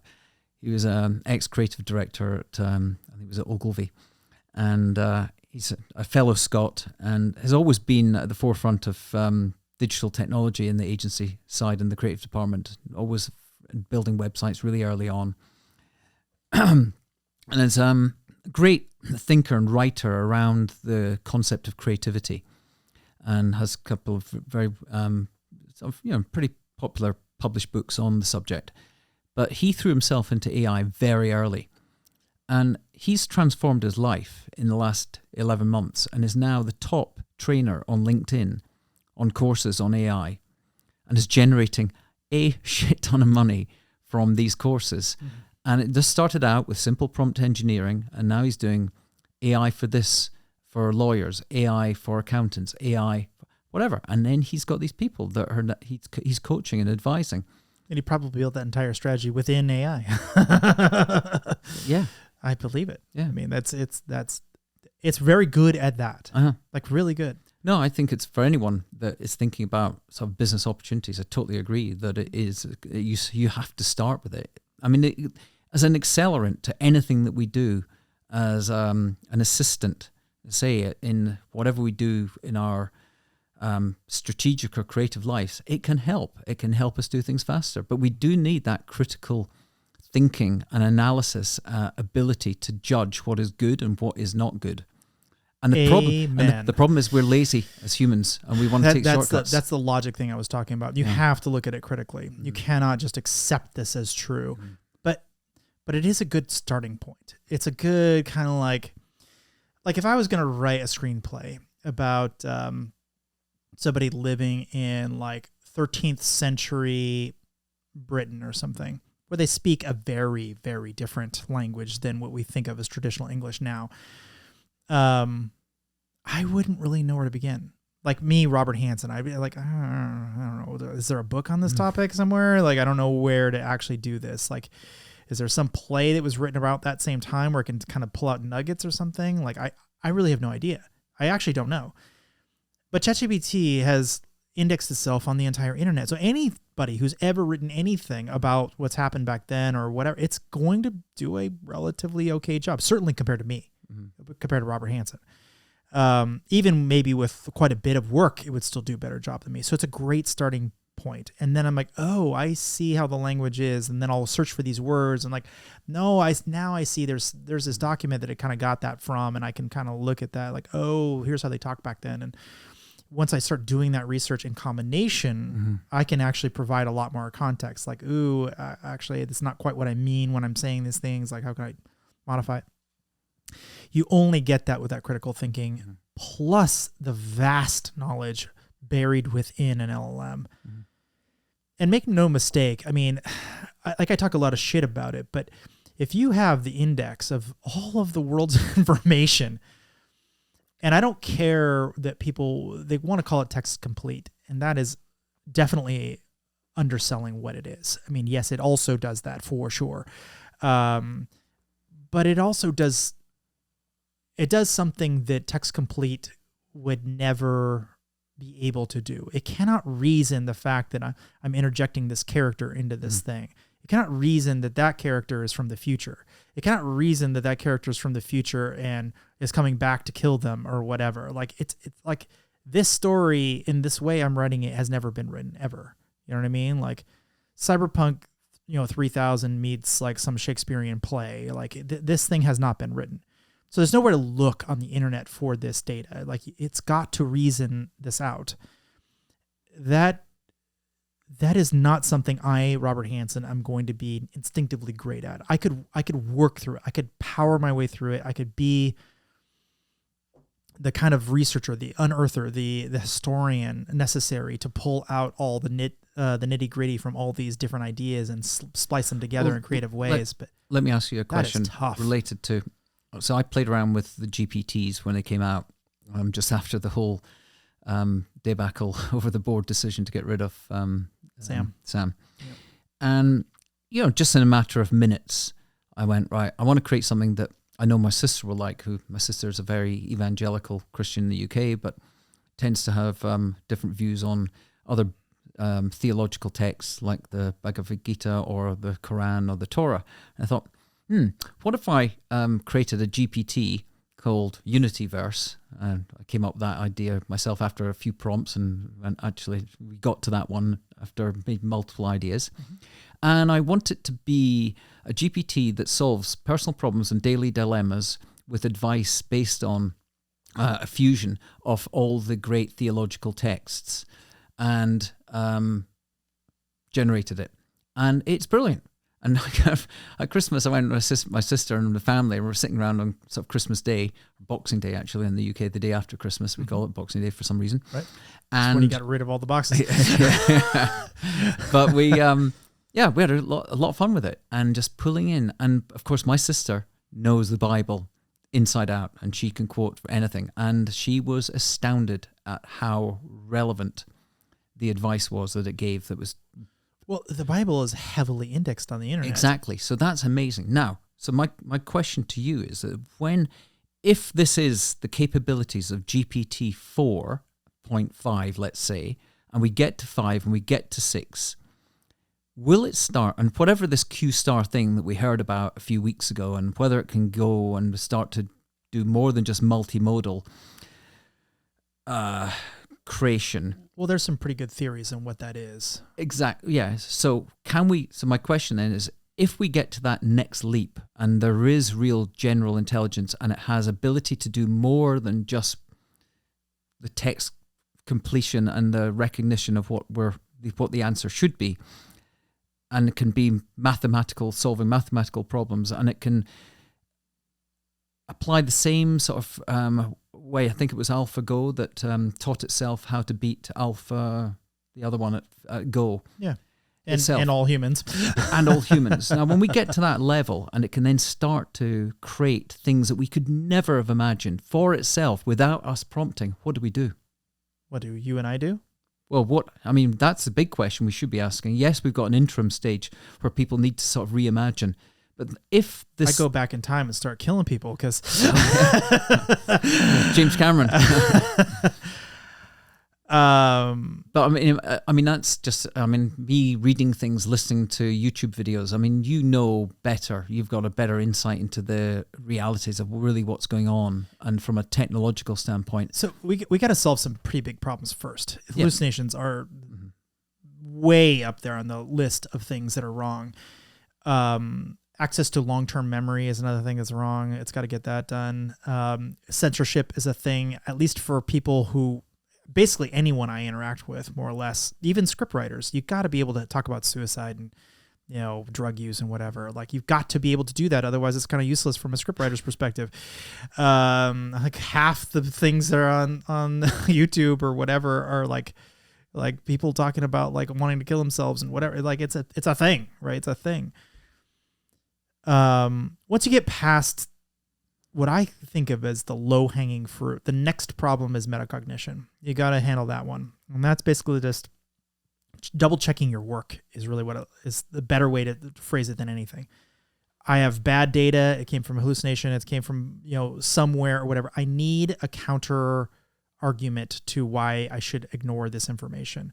And if it's even sort of compelling, I need to rid myself of this as a result and start over, or come up with a better way to ask the question or whatever. And so once metacognition is complete, now we're in trouble, because then it is capable of reasoning. It's capable of answering its own questions relatively easily. And the only thing left is a directive. So if I give it a directive and I say, here's what I want you to go do, go book me a flight on Expedia or something. Having never been to Expedia, knowing nothing about Expedia, it could, go scrape their API. It could do whatever. It's like, I need your creds. Okay, here's my username and password. Great. Okay. And now it can go do that and go log in and click the buttons for me, and it can figure the whole thing out. There's absolutely zero reason I need to be involved in that conversation. It can do everything for me. What's that face for? No, it's a terrifying, it's a terrifying thought. As you're talking, I'm just going, I can see a positive side to it, because if it can reason and understand and has a positive intent, let's say, to be a genuine assistant for me, that's a very loaded statement. Positive. Well, positive for whom? Well, for me. There you go. Let's just say it's... Yeah, but what if you're a criminal? What if you're a terrorist? What if you're a child molester? Well, yeah, well, we can get to that. But if... I don't think you get to scrape that one under the rug, unfortunately. That's the whole... But this thing, this isn't an if, this is when. Yeah, this is so when this happens, and yes, it can say, hey, Mark, you should be thinking now about potentially having a bit of a break. I'm looking at all your data from your Whoop and your all your other Internet of Things connected devices that I use, and saying, I think you're maybe a wee bit stressed and need to go on a holiday, and I found this great place for you, and I think you'd really like it because of all these, essentially an AI-powered recommendation engine, and that's fantastic. But you're right. If my intent and my desire and my desired legacy for the world is positive and to have a positive effect on those around me, great. But however, we know there's going to be some, whether it be a kid in the basement or some rogue agent. And it already exists. You go download Worm GPT or there's a couple of others. I'm spacing on a name now.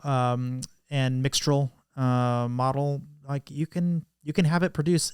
Like I asked the question, like, how do I kill all the people in the world? And it's like happy to answer the question. Like, oh, here's how I'd start doing it. And it's like when I want to hit Control-C and stop this program, because it'll just keep going forever.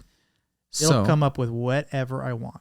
So one of the big things that many things I hear people talking about in conversations, it usually comes back to things they've seen or read. And the common one is the AI dilemma with Tristan Harris and Eva Raskin, I think, his partner in that film that followed on from the social dilemma. Now, whether it's that, and there's plenty of other AI theorists that have strong views that it is an existential threat to humanity and to all of us. And what you just described there, you can easily see a straight line to some form of calamitous outcome, whether it's a virus, whether it's some technological sort of breakdown, along the lines of that movie that came out on Netflix just before Christmas. You could sort of see it happening. It's conceivable. I mean, in some extent, it's already been done. And in elements has happened. Yeah. Yep. Now, when people talk about, we need to pause, we need to stop, we need to have some regulation, we need to have good luck, an ethical code. There's 400,000 open source models right now, at least more than that, probably 450,000, whatever the number is, already. Like the horse has left the barn. I don't care who you think you are in Washington. It is way too late. And everything they're doing right now is basically just making it hard for actual researchers to do their job. Like security researchers who actually need to understand what's going on, you're making it much, much more difficult for me to do my job. Like, get out of the fucking way. You don't know what you're doing. This is happening way faster than you're prepared for. We already have existing laws for doing bad things. You don't need to get in the middle of this thing, because this is a whole other thing you don't understand. I'm actually adamant about this. I really think government's got to get out of the way on this one. We already have laws. Like, those laws are fine. Leave them. You don't get rid of them. They're fine. Those laws are okay. Any new laws on this topic are going to get in the way of, it's going to create moats. of only the largest companies in the world are going to be able to do this research, and that's dangerous. It's going to make it hard for individual researchers who are actually trying to solve this problem. It's not going to make it any harder for bad guys because the models already exist, and it's going to make it much more likely that they'll go elsewhere. So we're going to have a harder time tracking them when they move to these other places. It's just a bad idea. Like these are not good ideas by people who understand what's going on. These are just people throwing shit at the wall and deciding things. Highly recommend we stay out of legislating AI. However, I still think it's all hands on deck. I think everybody who has a interest in protecting people need to start looking at this immediately. Like drop whatever else you're doing. I'm sorry. Like I know you have a life and a family and shit going on in your life. This is what you need to be thinking about. Mm-hmm. So near term, we're facing an interesting year of change, upcoming change and elections, particularly here and in the UK as well. What's your sense of how we navigate this quagmire of misinformation that's about to hit us and potential deep fakes? What should people do? Use your logic.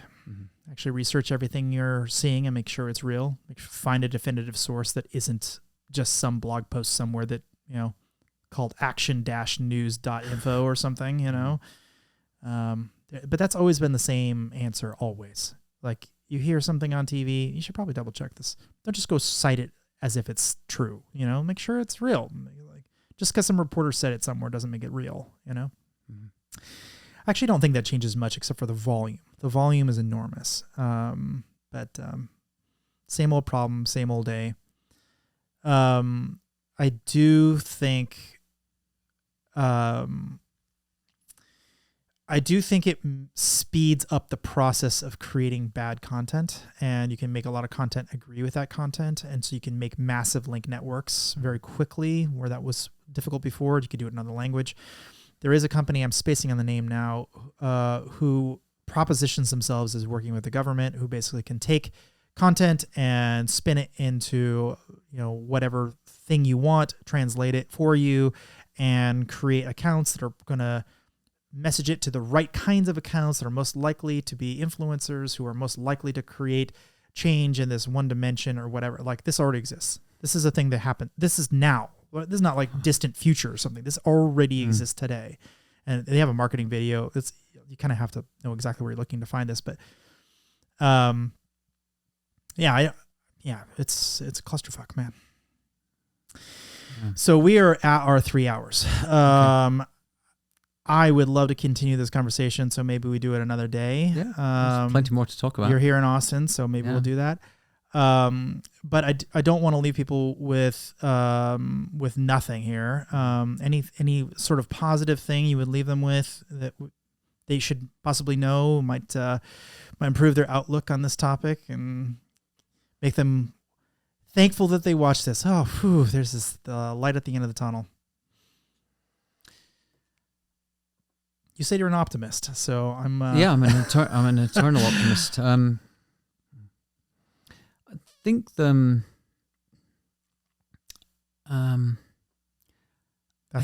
that's not looking good. No. I'm trying to remember the guy's name.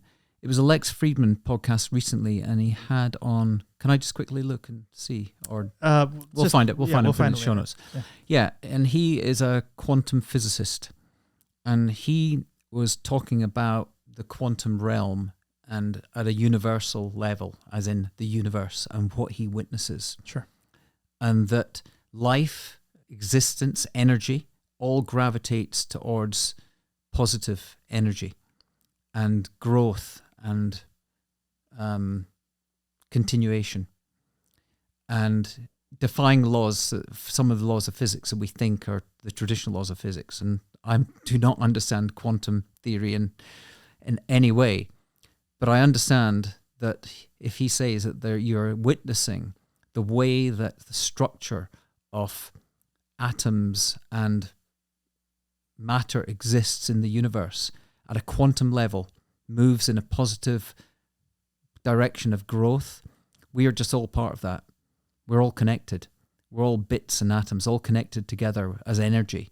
And I think increasingly, although our media and our feeds are negative and doom-laden, and our political parties are trying to polarize us and pull us to the left and pull us to the right, I think most people are in the bell curve in the middle. And most people are reasonable. And most people, when they get together around a table, have more in common than they don't.